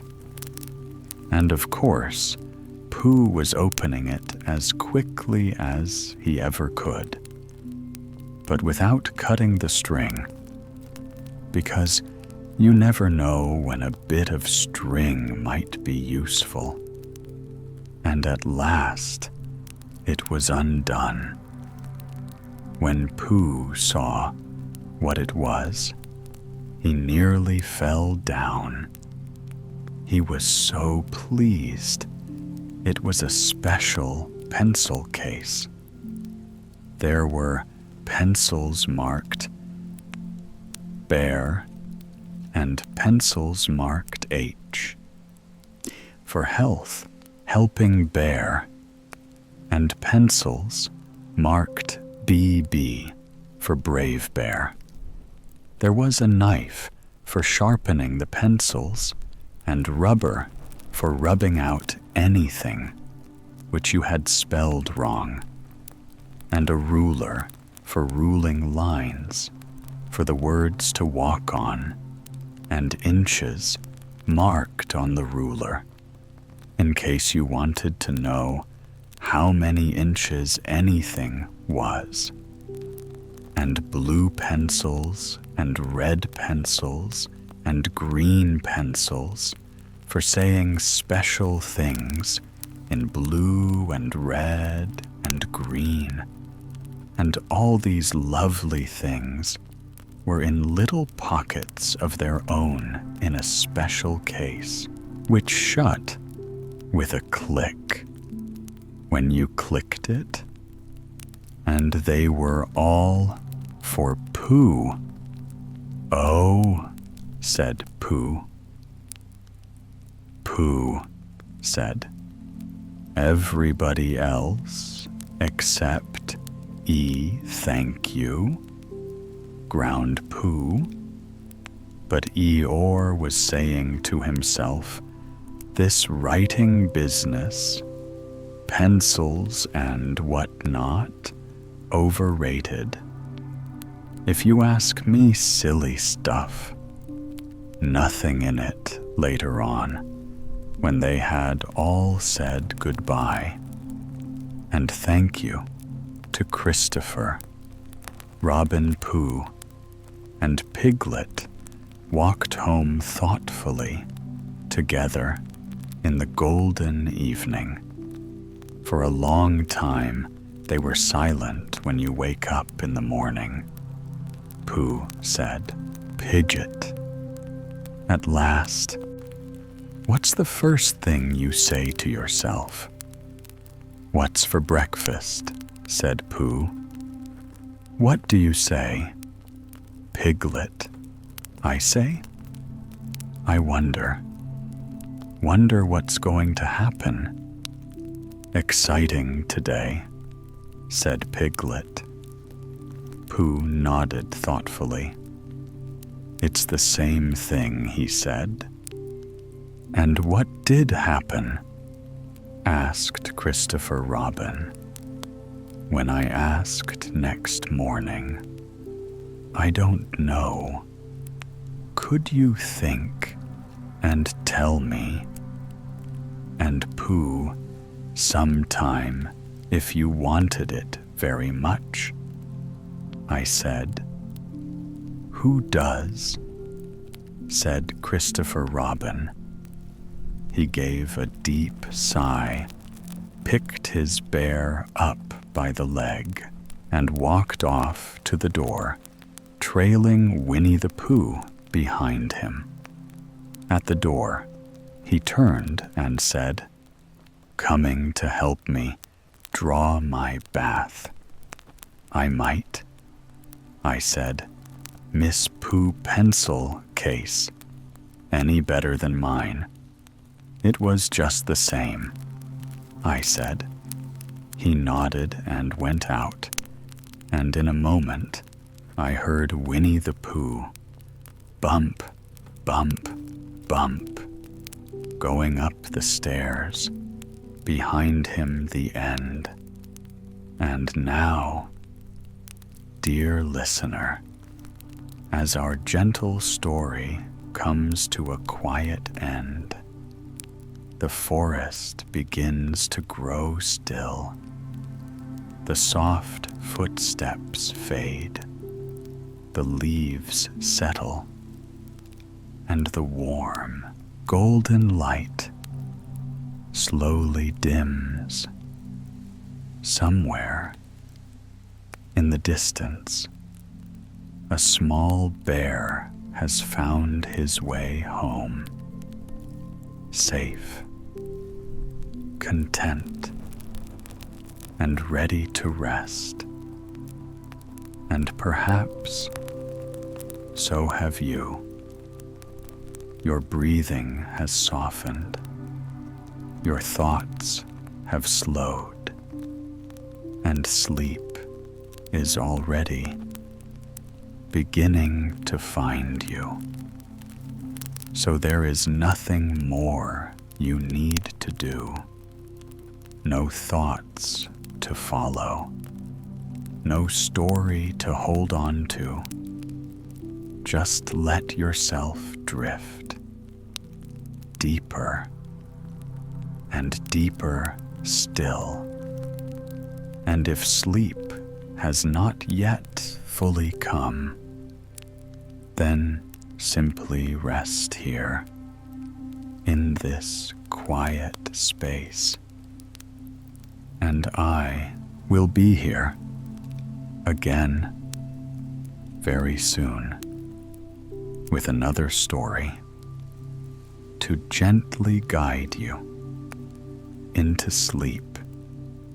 Good night, and sleep well.